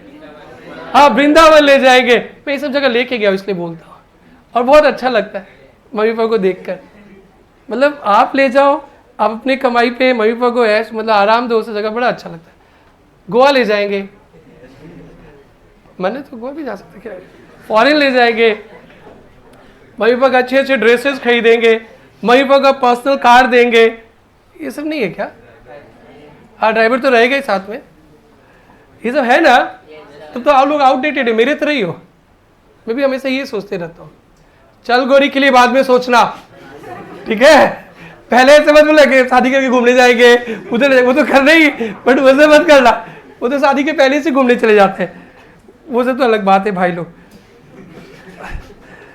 आगे किस बात से वहां चले गए? पढ़ाई से था ना, एस्टिमेटेड ना, हाँ एस्टिमेटेड। आई डोंट नो 5 साल बाद क्या होगा, बट एस्टिमेटेड तो करते ही ना। तो स्क्रैप वैल्यू भी एस्टिमेटेड है, क्या है बेटा? और लाइफ भी क्या पता 10 साल चलेगा कि नहीं। हम तो सोचते ही है फर्नीचर 10 साल चलेगा, फिर WWF खेलने लगा ये बैच आकर, तो कहां 10 साल चलेगा? तो फिर लाइफ भी चेंज हो सकता है, लाइफ भी चेंज हो सकता है। इतना अच्छे अच्छे पॉइंट्स आप लोग सीखने वाले, मैं क्या बोलूं। जब ये चैप्टर खत्म होगा मैं अपने आप को बहुत प्राउड फील करूंगा, मैंने बहुत नॉलेज दिया आप लोगों को, आपका दिमाग इतना भर जाएगा ना, मतलब क्या बोलो आप लोग, और सब यूजफुल है आपके रियल लाइफ पे। So cost is actual, we are purchasing AC right now, scrap value will be recovered at the end of the life in the future, the estimated value. वो चेंज भी हो सकता है आगे चलकर, तो डेप्रिसिएशन भी चेंज हो जाएगा। You are going to learn कैसे होगा। लाइफ सोचते हो 10 साल, किस्मत में छपवा के थोड़े ना आया कि 10 साल चलेगा, वो तो ऊपर नीचे भी हो सकता है, बोलो बेटा। तो भी डेप्रिसिएशन भी चेंज हो जाएगा, वो सब कुछ चेंज हो सकता है, बट एक बार एस्टिमेटेड। 3 ही फैक्टर है, क्या बेटा? Cost, estimated scrap value, estimated useful life. Very good. Estimation of exact amount of depreciation is not an easy, ये बहुत आसान काम नहीं है, because it's all about estimation. Scrap value 10 साल बाद क्या मिलेगा एस्टिमेशन करना, वो करेक्ट नहीं भी हो सकता है, बहुत टफ है। और लाइफ 10 साल वो किस्मत में छपवा के नहीं आता है 10 साल, फिर भी आप जैसे professionals you manage it. Generally following factors are considered. Cost of asset, क्या बेटा? Cost of asset, estimated useful life और एस्टिमेटेड स्क्रैप वैल्यू। लुक ना बेटा, यूजफुल लाइफ में एस्टिमेटेड है, बिकॉज मैं AC खरीदा, वो तो बोलते ही 10 साल चलेगा, जरूरी भी तो नहीं है चलना, तो फिर भी एस्टिमेटेड पे चलता है। एस्टिमेटेड स्क्रैप वैल्यू, पिछला बार AC को बेचे थे हमने 2000 मिला था, अभी इस AC को बेचे तो 2000 मिल भी सकता है, नहीं भी मिल सकता है। It's all about estimation. आप लोग सोच रहे होगे सर एस्टिमेशन चेंज हो जाएगा, बेटा ये फाउंडेशन का सिलेबस सब कुछ आपको पढ़ाएगा, और अच्छा बात है फिर इंटर में आके फिर से सब कुछ पढ़ना है, बिकॉज इसके बिना तो आप कोई फाइनेंशियल स्टेटमेंट राइट कर ही नहीं सकते हो। इसलिए इंस्टीट्यूट 2 बार सिखाएगा आपको, फाउंडेशन पे भी, इंटर पे भी। So all about estimation. तो कॉस्ट एक्चुअल लेंगे, estimated life, useful life estimated है, और स्क्रैप वैल्यू भी एस्टिमेटेड है। अब बेटा कॉस्ट क्या होता है? कॉस्ट को लेकर गजब वाला पढ़ाई है, गजब वाला पढ़ाई, वो इंटर में आके ही आप सीख पाओगे। अभी इस बच्चा लेवल पे यही समझना, कोई भी एसेट को रेडी टू यूज करने तक जितना भी खर्चा लगा, कोई भी एसेट्स को रेडी टू यूज पोजीशन में लाने तक, कौन सा, रेडी टू यूज पोजीशन में लाने तक जितना भी खर्चा लगा सब कॉस्ट, सब कुछ क्या है बेटा, कॉस्ट। ये एसी हमने फैंसी बाजार से खरीदा, एसी 50,000 लगा वहां पे, वहीं पे एसी फिट होगा क्या, नहीं यहां फिट होगा, तो वहां से यहां लाने का खर्चा वो भी प्लस हो, 1,000 रुपया लग गया। तो 50,000 में खरीदा, रेडी टू यूज होने के पहले 1,000 लग गया, 51। इंस्टॉलेशन करने तो हमको ना आता है, इंस्टॉलेशन के लिए इंजीनियर आया, उन्होंने इंस्टॉलेशन कर दिया, 500 रुपीज लिया। तो रेडी टू यूज होने तक कितना रुपया खर्चा लग गया, 50,000 प्लस 1,000 प्लस 500, 51,000। आप कोलकाता से मशीन खरीद के ला रहे हो, कोलकाता में बड़ा बाजार से मशीन खरीदे 1 लाख पे, कोलकाता से गुवाहाटी लाने का खर्चा भी तो लगेगा, वो भी प्लस करेंगे। गुवाहाटी रेलवे स्टेशन से यहां तक लाने का खर्चा भी लगेगा, वो भी प्लस करेंगे। प्लस यहां पे इंस्टॉलेशन भी इंजीनियर आके करेगा, वो भी प्लस करेंगे। तो all expenses up to the point when asset is ready to use, asset ready to use होने तक जितना भी खर्चा लगा है वो कॉस्ट में आएंगे। और उसका डिटेल पढ़ाइए, देखो cost of property plant equipment में क्या क्या आएगा, ये सब क्या आएगा क्या नहीं आएगा, सब इंटरमीडिएट पे है। फिर भी हम लोग फाउंडेशन में टच करेंगे, हम लोग लेवल जितना फाउंडेशन का उससे थोड़ा हाई लेवल चलेंगे। तो बेटा कॉस्ट ऑफ एसेट्स पे अभी हम लोग 3-4 क्वेश्चंस करने वाले हैं। तो बेटा आप लोग लिख लो यहाँ पे, cost of asset all expenses up to ready to use, cost of asset is equal to all expenses up to ready to use, all expenses up to ready to use,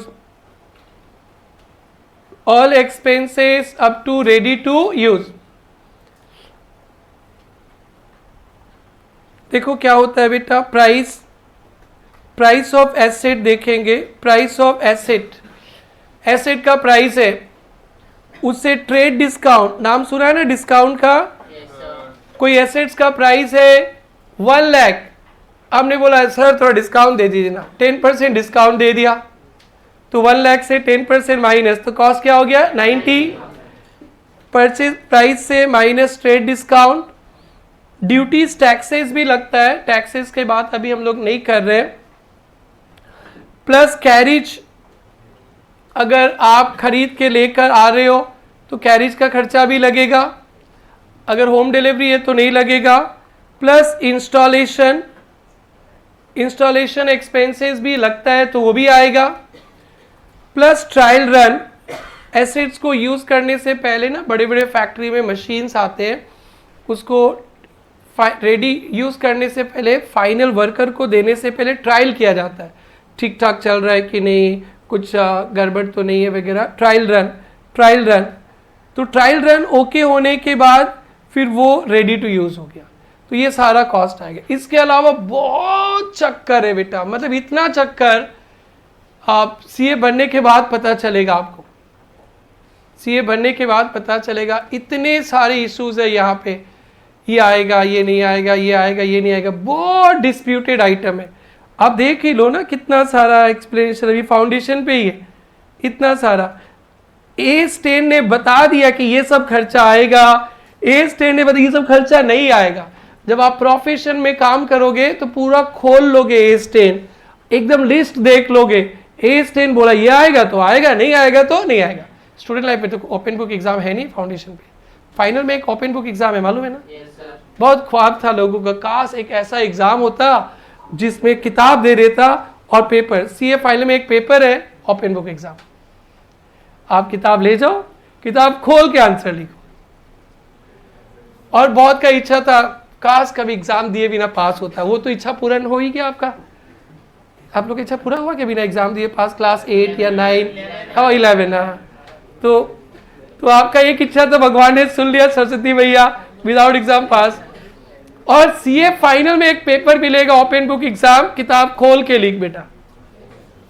imagine करो situation, सारा भगवान आप लोग का इच्छा पूरा करते हैं। अब ऐसे मत बोलना विदाउट सी एग्जाम फाउंडेशन पास, ठीक है, इतना बड़ा भी मत कर लेना। आगे you write what's the cost of asset, you write there price of asset minus trade discount, price of asset minus trade discount plus carriage, carriage मतलब लाने का, अभिषेक भाई समझ में आ रहा है, carriage मतलब लाने का, प्लस इंस्टॉलेशन, इंस्टॉलेशन, इंस्टॉलेशन का, इंस्टॉलेशन का, और क्या था बेटा, प्लस ट्रायल रन, ये सारा कॉस्ट में आएगा। डन। डायरेक्टली एसेट्स को रेडी टू यूज़ करने तक, एसेट्स जब रेडी टू यूज़ हुआ उस समय तक जितना खर्चा लगा सारा खर्चा कॉस्ट में आता है, और डिटेल भी है जो अभी नहीं चाहिए आपको। आइए अब हम लोग कुछ MCQ सोल्व करते हैं, फिर उसके बाद मेथड्स ऑफ डेप्रिसिएशन पे चर्चा करेंगे। आइए, depreciation is the process of, depreciation is the process of allocation of cost of asset over its useful life. Very good. The number of year an asset is expected to be useful before it wears out is called estimated useful life. Point 4, useful life of depreciable asset is, depreciable assets का useful life क्या है, period भी है, number of production और similar units expected. Done बेटा, ये भी है। डेप्रिसिएबल अमाउंट क्या है बेटा, cost less difference between historical cost and scrap value. Historical cost क्या है बेटा, जितना में आप खरीदे हो वो खरीद लिए, वो पास्ट हो गया, हिस्ट्री हो गया, इसलिए बोलते हैं हिस्टोरिकल कॉस्ट। जितना में आप खरीदे हो उसको बोलते हैं हिस्टोरिकल कॉस्ट। आगे, land is not a depreciable asset because life of land is unlimited. Depreciable assets का लाइफ लिमिटेड होता है। Next, the principal factor in measurement of depreciation, depreciation का मेजरमेंट पे क्या क्या तीन बातों को ध्यान देंगे, कॉस्ट देखेंगे, रेसिडुअल वैल्यू देखेंगे, यूजफुल लाइफ देखेंगे, देखेंगे ना। विच of the following is an external cause of depreciation? Use तो इंटरनल हो गया। ऑब्सोलेसेंस, ऑब्सोलेसेंस क्या होता है, टेक्नोलॉजिकल डेवलपमेंट। तो क्या ये आपके अंदर का बात है ना आपके बिजनेस के बाहर का बात है? गवर्नमेंट का रूल्स रेगुलेशन चेंज हुआ, आपके फैक्ट्री के अंदर रूल रेगुलेशन बनता है क्या? तो एक्सटर्नल। डन बेटा। आइए आइए, problem 9, problem 9, problem 9, in year 23 में Rose limited purchase new machine, नया मशीन खरीदा, एंड मेड फॉलोइंग पेमेंट्स। आपने एक नया मशीन खरीदा, cost as per suppliers list 5,20,000 less agreed discount 50,000। तो क्या लेना चाहिए, 520 ना 470? Very very good, 470। अभी और भी है। डिलीवरी चार्जेस, आपके घर पहुंचाने का चार्जेस भी लगा, यूज करने का पहले का है क्या ये? बोलो बेटा, तो ये भी आएगा। इरेक्शन मतलब इंस्टॉलेशन, इरेक्शन मतलब इंस्टॉलेशन, यूज करने के पहले इंस्टॉल होता है ना यूज करने के बाद? सेकंड वेज बेटी सोच रही, रुको सोच के बताएंगे। अरे क्या बोल रही हो, सेकंड वेज पक्का ना? ओके हाँ, यूज करने के पहले ही इरेक्शन होता है, इंस्टॉलेशन। थैंक यू बेटी, ये भी प्लस करें। आगे कर दिया बेटा, ध्यान से सुनना, हड़बड़ाना मत। एनुअल मेंटेनेंस चार्जेस, एक AMC होता है, एनुअल मेंटेनेंस चार्ज। यूज़ करने के बाद कुछ गड़बड़ होगा तो ठीक कर देगा, उसके लिए AMC लगता है। तो एनुअल मेंटेनेंस चार्जेस, तो यूज़ करने के पहले मेंटेनेंस होगा ना यूज़ करने के बाद में? सोच के बोलो बेटा, ऐसे मत बोलो, भीड़ में मत बोलो यार, बोलो बेटा पक्का। तो हम लोग अभी अपने बिल्डिंग पे लिफ्ट का AMC का पेमेंट किया, एनुअल मेंटेनेंस चार्जेस पेमेंट किए, तो लिफ्ट लग गया, उसके बाद 1 साल का मेंटेनेंस का लग रहा है, तो दिस इज आफ्टर यूज, ये कॉस्ट में नहीं आएगा, ये कॉस्ट में सोच लो बेटा, नहीं आएगा, ये यूज करने के बाद होता है। डन बेटा। एनुअल इंश्योरेंस प्रीमियम, वो मशीन का इंश्योरेंस करा के रखते हैं कि कभी ब्रेकडाउन हो जाए तो इंश्योरेंस कंपनी से पैसा मिले, तो ये क्या यूज करने के पहले का इंश्योरेंस होता है ना यूज करने के बाद का? पहले, यूज करने के पहले नहीं लगता ये। एनुअल खर्चा कुछ भी लगेगा ना बेटा, यूज आज से यूज करेंगे, आज के बाद से इंश्योरेंस होगा, आज के पहले नहीं। डन। तो ये भी बात का है, पहले नहीं भाई, बात का, तो ये भी कॉस्ट में नहीं आएगा। एनुअल खर्चा कुछ भी नहीं आएगा क्योंकि वो यूज के बाद का होता है, 1 साल का। Now additional component to increase capacity of machine का कैपेसिटी बढ़ा दिया, मतलब मशीन में कुछ फिट कर दिया जिससे मशीन का लाइफ बढ़ जाएगा, कैपेसिटी बढ़ जाएगा, ये हमेशा कॉस्ट में प्लस करते।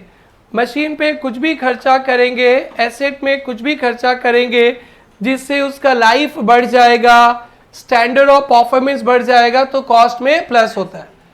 एसेट्स में, पुराने एसेट्स में भी कुछ भी आप खर्चा करोगे जिससे एसेट्स का लाइफ बढ़ जाएगा, परफॉर्मेंस बढ़ जाएगा, तो हम लोग उसको कॉस्ट में प्लस करते हैं, प्लस। फॉर एग्जाम्पल बता रहा हूँ, आप लोग जो फर्नीचर यूज कर रहे हो, फर्नीचर को कभी कभी रिपेयर करते रहते हैं हम लोग, ऐसे छुटमुट रिपेयर, तो वो कॉस्ट में प्लस नहीं होगा। अब बच्चे बोल रहे हैं कि फाउंडेशन के सर हम लोग 6-6 घंटा क्लास में बैठते हैं, सर गद्दा वद्दा लगवा दो और पीछे से थोड़ा सा कवर, मतलब सपोर्ट रहे, बैक सपोर्ट रहे, वो भी लगा दो। तो हमने क्या किया, ऐसे झूठ बोल रहे हैं, सच्चे का नहीं, हाँ, हमने क्या किया, पूरा गद्दा लगवा दिया और बैक सपोर्ट भी दे दिया, अब आराम से बैठोगे राजा बाबू की तरह। तो उससे मैंने इस पे गद्दा वगैरह लगा दिया, बैक सपोर्ट दे दिया, इससे एसेट्स का परफॉर्मेंस बढ़ जाएगा, तो फिर हम लोग इसको कॉस्ट में प्लस करेंगे, इसको कॉस्ट में, क्योंकि इसका बेनिफिट 1 साल नहीं मिलने वाला, इसका बेनिफिट तो हमेशा लॉन्ग टर्म तक, इंटर तक मिलेगा ना, आगे ठीक है। तो फिर उसको हम लोग कॉस्ट में प्लस, और ऐसे हमेशा रिपेयर करते रहते, हर 1 साल रिपेयर करते रहते, तो रिपेयर करते फिर 1 साल में फिर खराब, फिर से रिपेयर, फिर खराब, तो वो कॉस्ट में प्लस नहीं होगा। बट ऐसा रिपेयर किया जिससे एसेट्स का लाइफ बढ़ गया और सिमरन को बड़ा आराम लगने लगा बैठ कर, तो वैसा वाला खर्चा को क्या करेंगे, कॉस्ट में प्लस। डन बेटा। तो क्या क्या होगा बेटा, what is the cost of machine? 5,40,000। Done. ऐसा बहुत पढ़ाई करोगे आप लोग इंटर पे, फाउंडेशन पे नहीं, फाउंडेशन पे आपको ये सब नहीं मिलेगा, फाउंडेशन में मिलेगा इंस्टॉलेशन और परचेज प्राइस। तो बहुत सारा इश्यूज है जो आपको आराम से मन लगा के पढ़ना, इंटर तक मिलेगा। एक और क्वेश्चन आ गया बेटा, consider following data pertaining to Messrs Good Motives Limited who constructed a cinema house, cinema hall खोला भाई, okay. Cost of second hand furniture, कोई बात नहीं, सेकेंड हैंड फर्नीचर से खोला है, होने दो, यूज करने के मतलब सिनेमा हॉल स्टार्ट होने से पहले ही लगेगा इसमें 90,000। कॉस्ट ऑफ रीपेंटिंग फर्नीचर, अरे कोचिंग सेंटर नया आपने खोला है तो आपने फर्नीचर कोई पुराना कोचिंग सेंटर से ले लिया, कोविड में बंद था, उसको खरीद लिया आप, तो आपके लिए तो कॉस्ट ही हो जाएगा, और फिर उसको पेंटिंग कर दिया। Wages paid to employees for fixing furniture वगैरह फिट करने के लिए। और फायर इंश्योरेंस प्रीमियम कब लगता है बेटा, ये बाद में, ये तो नहीं आएगा। कॉस्ट में क्या क्या आएगा बेटा? फर्नीचर का कॉस्ट तो आएगा ही, सेकेंड हैंड है बेटा, पेंटिंग का आएगा ही। बताओ सेकेंड हैंड फर्नीचर खरीदा है तो यूज करने के पहले पेंटिंग करेंगे ना यूज करने के बाद? पहले प्लस करेंगे और सिनेमा हॉल में फिट करेंगे ना बेटा। ओके 2000 तो कितना हो जाएगा बेटा? 1,02,000 डन। अब प्रेरणा ट्यूटोरियल्स ने सुनो, ये पुराना बिल्डिंग है। आप लोग जो रूम नंबर 2 में क्लास करते हो, जब भी कभी खाली मिलेगा ना उसको हम लोग पेंटिंग करवाएंगे, पेंट भी खरीद के रखा तो चमकने लगे तो अच्छा लगेगा ना, आप लोग भी चमकोगे उसमें, फिर शाइनिंग आएगा। तो बेटा हम लोग पेंट खरीद के रखे, कभी मौका मिलेगा 2 दिन का, मतलब एक इवनिंग एक मॉर्निंग, तो हम लोग उसको पेंटिंग करवाएंगे। तो वो पेंटिंग कॉस्ट में प्लस नहीं होगा, वो तो हर एक साल करवाना होता है। डन बेटा, समझा बेटा? लेकिन जब प्रेरणा ट्यूटोरियल्स नया आया था, पहला बार खरीदे, मतलब कंस्ट्रक्शन करके जब फर्स्ट टाइम एंट्री की, उस समय जो पेंटिंग किया था तो यूज़ करने के पहले वो कॉस्ट में प्लस होगा, लेकिन हर एक साल कराएंगे तो नहीं। जैसे दिवाली में आपके ऑफिस पेंटिंग होगा एवरी ईयर, दुकान पेंटिंग होता है, तो वो कॉस्ट में प्लस नहीं, वो हमेशा पीएल में रेवेन्यू एक्सपेंसेस दिखाते हैं। अब बेटा हम लोग डेप्रिसिएशन में क्या क्या सीखे अब बताते हैं। तो डेप्रिसिएशन में सीखे, depreciation is an allocation of depreciable amount. Depreciation क्या है? Allocation of depreciable amount over its useful life. What is depreciable amount? Cost minus scrap value. What is useful life? Years. और हमारा प्रोजेक्टर 5000 आवर्स, ठीक है। What is the reason? क्यों depreciation लगता है? नहीं मत लगाओ ना यार। सो रीजन ऑफ डेप्रिसिएशन 4 बताया था। क्या? यूज के लिए नहीं, वो ऑब्जेक्टिव नहीं, वो तो ऑब्जेक्टिव था। रीजंस डेप्रिसिएशन एसेट्स का क्यों होता है? यूज करने के कारण होता है, passage of time, obsolescence, market value, था ना बेटा। Now objective of providing depreciation क्या है? ऑब्जेक्टिव कॉस्ट जानना है, प्रॉफिट लॉस जानना है, फाइनेंशियल पोजीशन जानना है, fund for replacement. Done. For the factors to be considered, किन किन बातों को ध्यान रखेंगे डेप्रिसिएशन का अमाउंट कैलकुलेट करते वक्त? Cost of asset, estimated useful life, estimated scrap value. Cost में क्या आता है सर? बहुत कुछ आता है, हम लोग थोड़ा सा सीखे। यूज करने तक का, एसेट्स को यूज करने तक का सारा खर्चा, तो कॉस्ट आएगा, परचेज प्राइस आएगा, ट्रेड डिस्काउंट माइनस होएगा, लाने का खर्चा, कैरिज, इंस्टॉलेशन का खर्चा, ट्रायल रन, सारा खर्चा प्लस होएगा।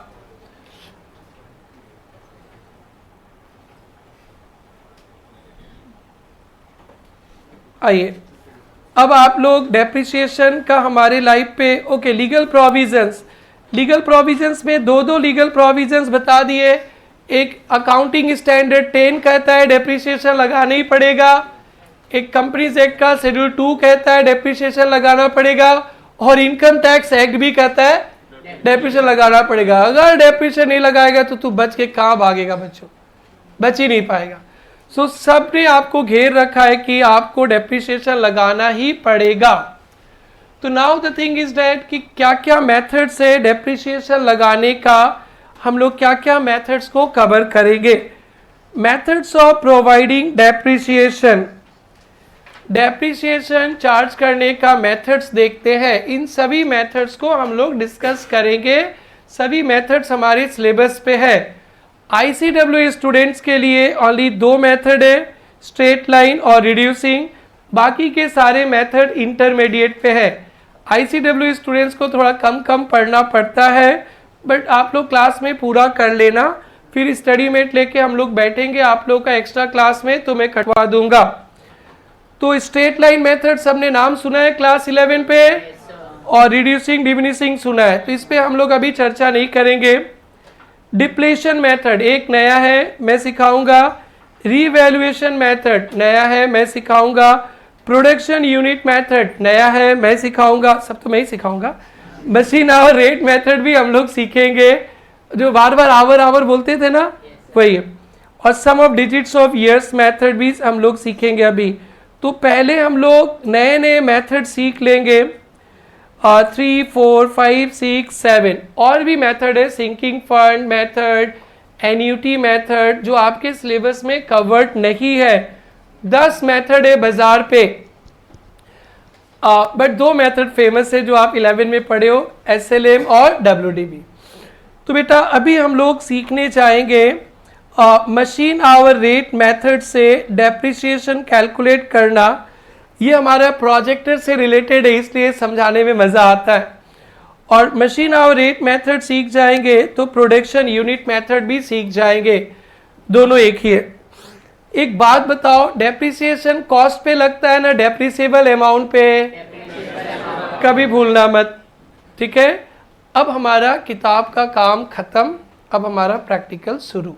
कॉपी, तो कॉपी में पहले इंडेक्सिंग करो, कंटेंट्स में जाओ। आप कंटेंट में नंबर 3 डालना, depreciation.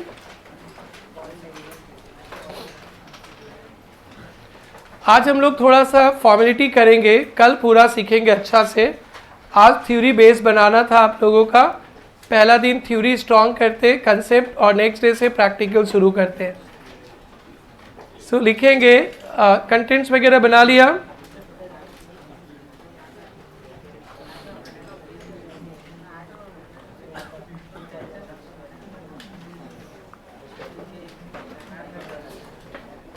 Yes, machine hour rate method, machine hour rate method copy में लिखेंगे।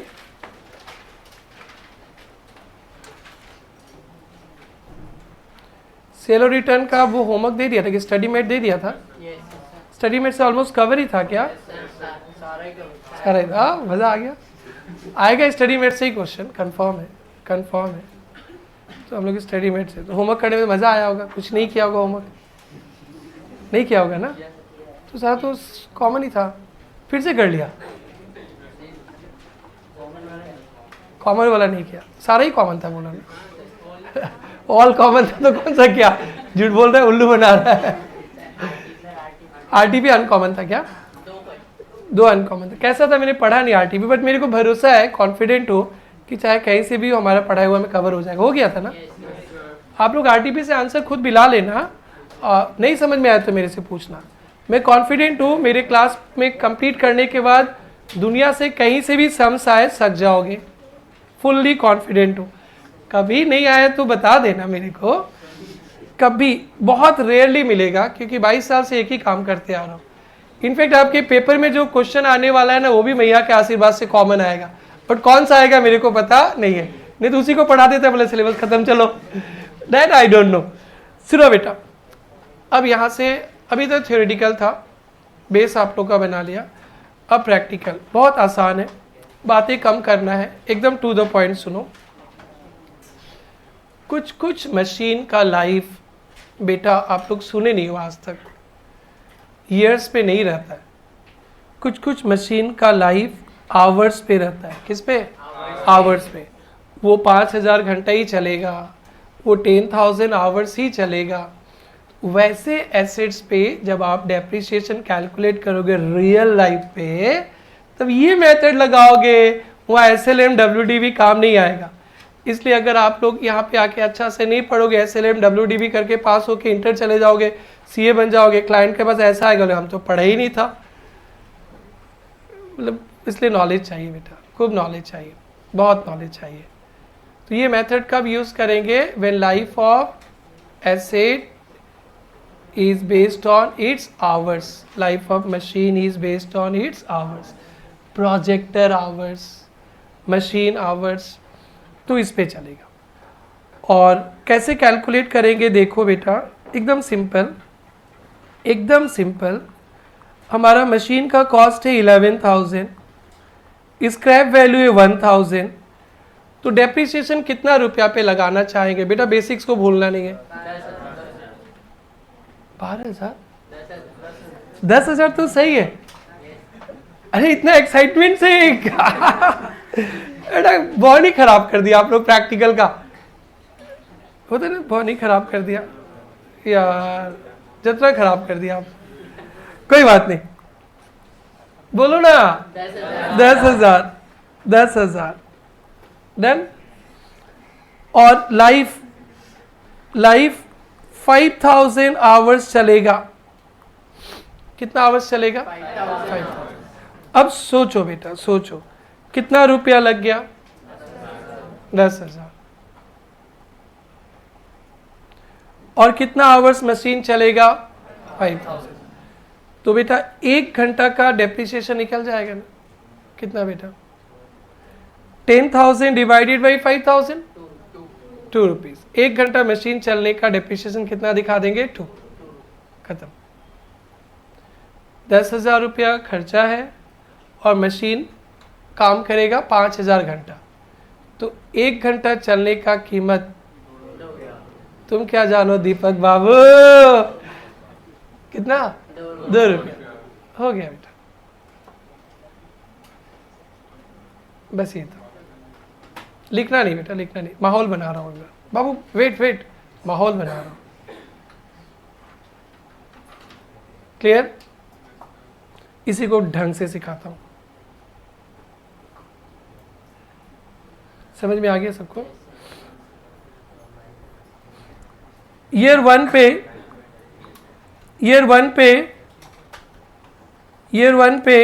1500 आवर्स चलाए मशीन। ईयर 1 पे कितना आवर्स चलाए मशीन? 1500 आवर्स। तो फिर कितना होगा डेप्रिसिएशन? इंटू 2 तो कितना हो गया? अरे 1 घंटा मशीन चलने का डेप्रिसिएशन कितना है? 2 रुपया इंटू 2। डन बेटा? तो कितना हो गया? 3,000। अब इसी को ढंग से करें। खत्म बेटा, 2 मेथड खत्म हो गया। ये एग्जाम में छोटा सा क्वेश्चन आएगा, 3-5 नंबर मिल जाएगा। मिल चुका है, पेपर तो सारा कवर्ड ही है। क्लियर बेटा? अब मैं ढंग से सिखाऊं, डरना मत। हाँ, तो क्या किया आपने बेटा? पहले डेप्रिसिएबल अमाउंट निकाला है ना बेटा? ये देखो, ये डेप्रिसिएशन कैसे निकलेगा? कॉस्ट पे निकाल दो डेप्रिसिएशन, अच्छा लगेगा? हाँ बोलता है, प्रिंसिपल मैंने सिखाई नहीं। कॉस्ट माइनस, आपके आरजी सर ने नहीं सिखाया। Cost minus scrap value divided by, किससे डिवाइड किया था? 5,000।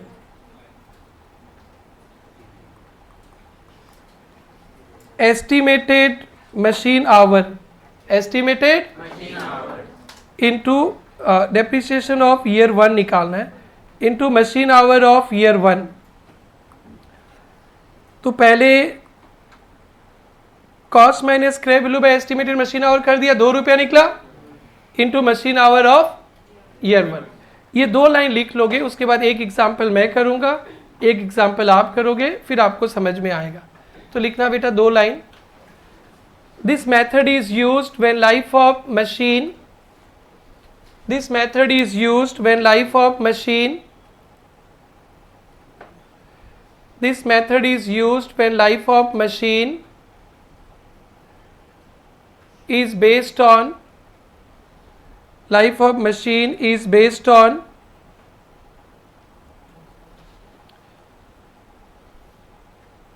its machine hours. Life of machine is based on machine hours. Life of machine किस पे बेस्ड है? machine hour। मतलब वो कितना साल चलाओगे उससे मतलब नहीं, कितना घंटा चलेगा। डन बेटा? Depreciation is equal to, depreciation is equal to cost minus scrap value divided by total estimated machine hour, total estimated machine hour into machine hour of current year, into machine hour of current year। देखो बेटा, आप into machine hour of current year, ये देखो मैं अच्छा से example से समझाता हूँ। बहुत सिंपल है बेटा, एकदम टेंशन नहीं लेना। ये कॉस्ट दिखा 11,000 और स्क्रैप वैल्यू दिखा बेटा 1,000 और machine hours machine hour year, year 1 पे मशीन आवर 1500 घंटा चलेगा। लिखना मत बेटा, लिखना मत, डोंट राइट। ईयर 2 पे 2000 आवर्स कितना हो गया देखो तो। ईयर 3 पे 1000 आवर्स चलेगा। ईयर 4 पे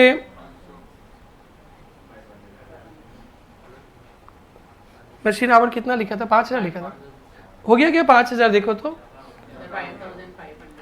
ओके, तो कितना लिखना है? आप लोग बहुत तेज निकले यार, टीचर को ही सिखा रहे हो। तो टोटल आवर्स कितना हो गया? 5000। तो हमने मशीन खरीदा 11,000 पे, जिसका स्क्रैप वैल्यू 1000 है, और मशीन 5000 घंटा चलेगा। चलेगा ना बेटा, चलेगा ना बेटा।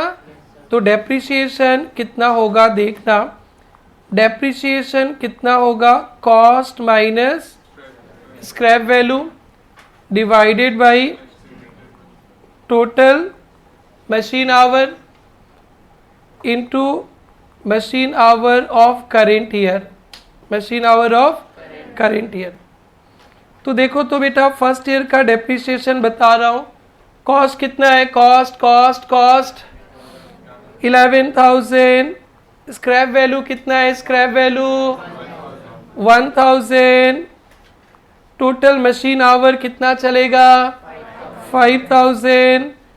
अब इसको रीड करो तो बेटा हमारा 10,000 रुपया का खर्चा लगा, 5000 घंटा मशीन चलेगा।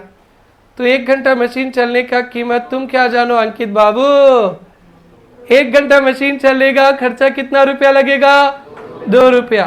तो पहला साल कितना घंटा चला? 1500, तो 1500 इंटू 2 3000। दूसरा साल कितना चला? 2000, 2000 इंटू 2 और वाओ। तीसरा साल कितना चलेगा? 1000, 1000 इंटू 2 2000। एंड चौथा साल कितना चलेगा? 500 इंटू 2 हो गया। या ऐसे कर लेंगे, cost minus scrap value divided by total hours. तो 2 निकल गया ना, into machine hour of current year, पहला साल का 1500, तो कितना आ गया? बोलो बेटा, वाओ। सेकेंड ईयर का फिर से 11,000 माइनस 1000 डिवाइडेड बाई, ये तो 2 निकल गया, इनटू कितना? वाओ। ये बताओ 11,000 minus 1000 divided by 5000 in 2000। Wow, done. और इसका जादू है 1000 में किसी को नहीं बताऊंगा कहां से आया, सिर्फ गरिमा को पता है ना? तुम्हें पता? किसी को नहीं बताएंगे 1000 कहां से। आप लोग को पता है? और दीपक को भी पता है, सिंगल को भी पता है। उधर किसी को पता है 1000 आएगा? पता है? सॉरी गरिमा, सबको ही पता है। अरे कैसे निकला बेटा? दोनों स्टाइल से जैसे कर लो। कोठारी साहब आपको पता है कि नहीं? क्या पता है?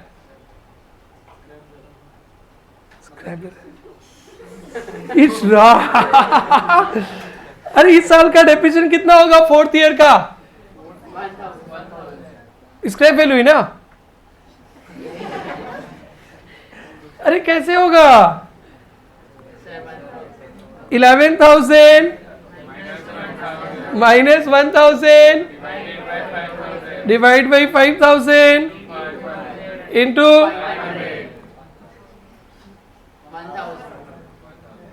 समझ में आ गया बेटा? ये तो इजी मेथड है। या दूसरा शॉर्टकट तरीका, डेप्रिसिएशन पर आवर निकाल लेंगे। डेप्रिसिएशन पर ईयर निकालते थे ना, पर आवर। कैसे बेटा? कॉस्ट कितना था बेटा? 11,000, स्क्रैप वैल्यू लाइफ, तो depreciation per hour ₹2 per hour निकाल लिया। 1 घंटे का डेप्रिसिएशन कितना निकाल लिया? 2। तो पहला साल 1500 घंटा चला, तो 2 इंटू 1500। सेकेंड ईयर 2000, तो 2 into 2000, third year 1000, 2 into 1000, fourth year 500, तो 2 into 500। आप पर आवर निकाल के भी कर सकते हो, आप डायरेक्टली भी कर सकते हो। आपको तो कैलकुलेटर ही चलाना है ना बेटा, तो डायरेक्टली कर लेना। क्लियर है बेटा? ये वर्किंग नोट करने के लिए इंस्टीट्यूट आपको 4 से 6 नंबर देता है। मेरे को तो इजी लगता है, मे भी मैं 21-22 साल से कर रहा हूं। आपको कैसा लगा? पक्का? फिर बाद में रोज रोना धोना तो नहीं होगा। तो बधाई हो, 2 मेथड सीख गए आप। प्रोडक्शन यूनिट भी सेम है, cost minus scrap value by total production. अरे आवर्स के जगह प्रोडक्शन। फॉर्मूला लिख लिया? वो फॉर्मूला कहने को है, लॉजिक है बेटा, उसमें लॉजिक है कि 11,000 रुपया लगा, 1,000 तो मिल ही जाएगा, 10,000 रुपया लग गया और 5,000 घंटा चलेगा, तो पर आवर कितना हो गया? 2 पर आवर 2। तो हर एक साल जितना आवर्स यूज करेंगे 2 से मल्टीप्लाई करते चलेंगे, डेप्रिसिएशन पाते चलेंगे। इसे एक विशाल फॉर्मूला मत समझना। इनफैक्ट मेरे क्लास में कोई फॉर्मूला तो आएगा नहीं। फॉर्मूला अगर मेरे को इतना ही आता तो मैं इंजीनियर बन जाता, मैथ्स का कोचिंग करता और मर्सिडीज BMW लेके घूमता फिर। ठीक है, तो फॉर्मूला मेरे को नहीं आता है। ये लॉजिक है बेटा, cost minus scrap value by total machine hour into machine hour of current year. बोलते रहो, क्या ना समझ में आ गया? पक्का? छाप छाप छाप।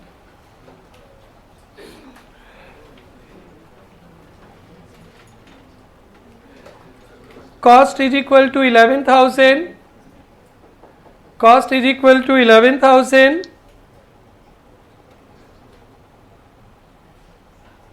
Scrap value 1,000 और 4 years का मशीन आवर लिख लीजिए।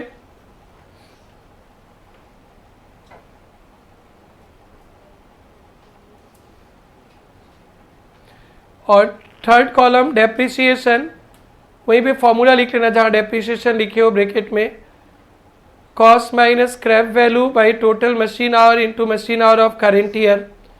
जहाँ थर्ड कॉलम में डेप्रिसिएशन लिखोगे वहीं पे ब्रैकेट में फॉर्मूला भी लिख लेना। और ये ऐसा फॉर्मूला नहीं कि याद करना पड़ेगा आपको, याद मत करना, अपने आप हो जाएगा ये। Cost minus scrap value divided by total machine hour into machine hour of current year. दूसरे तरीका से भी कर लेना, अल्टरनेटिव वे।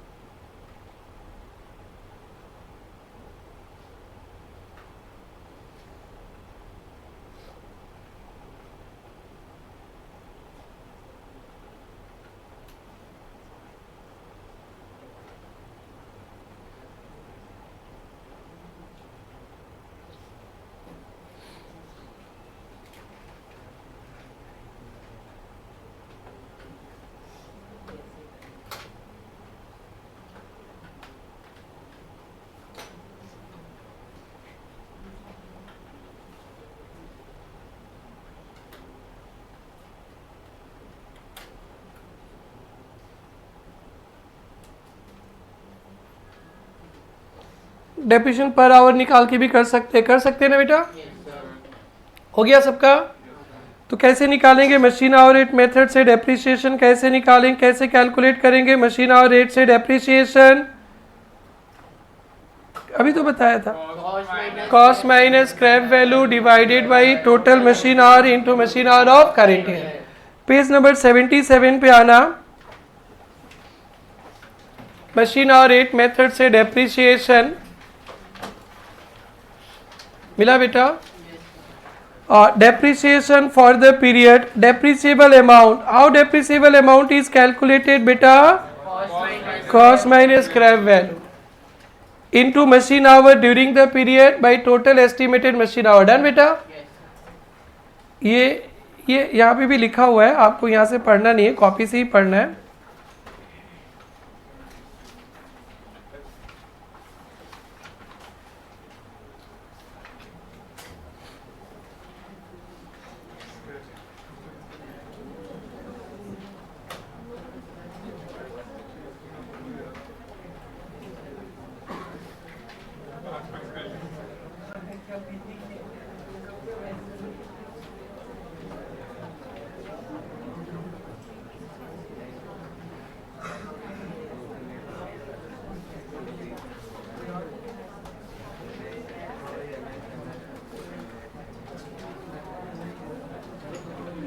इसमें क्वेश्चन है 20 नंबर, अपने कल करेंगे नेक्स्ट क्लास में।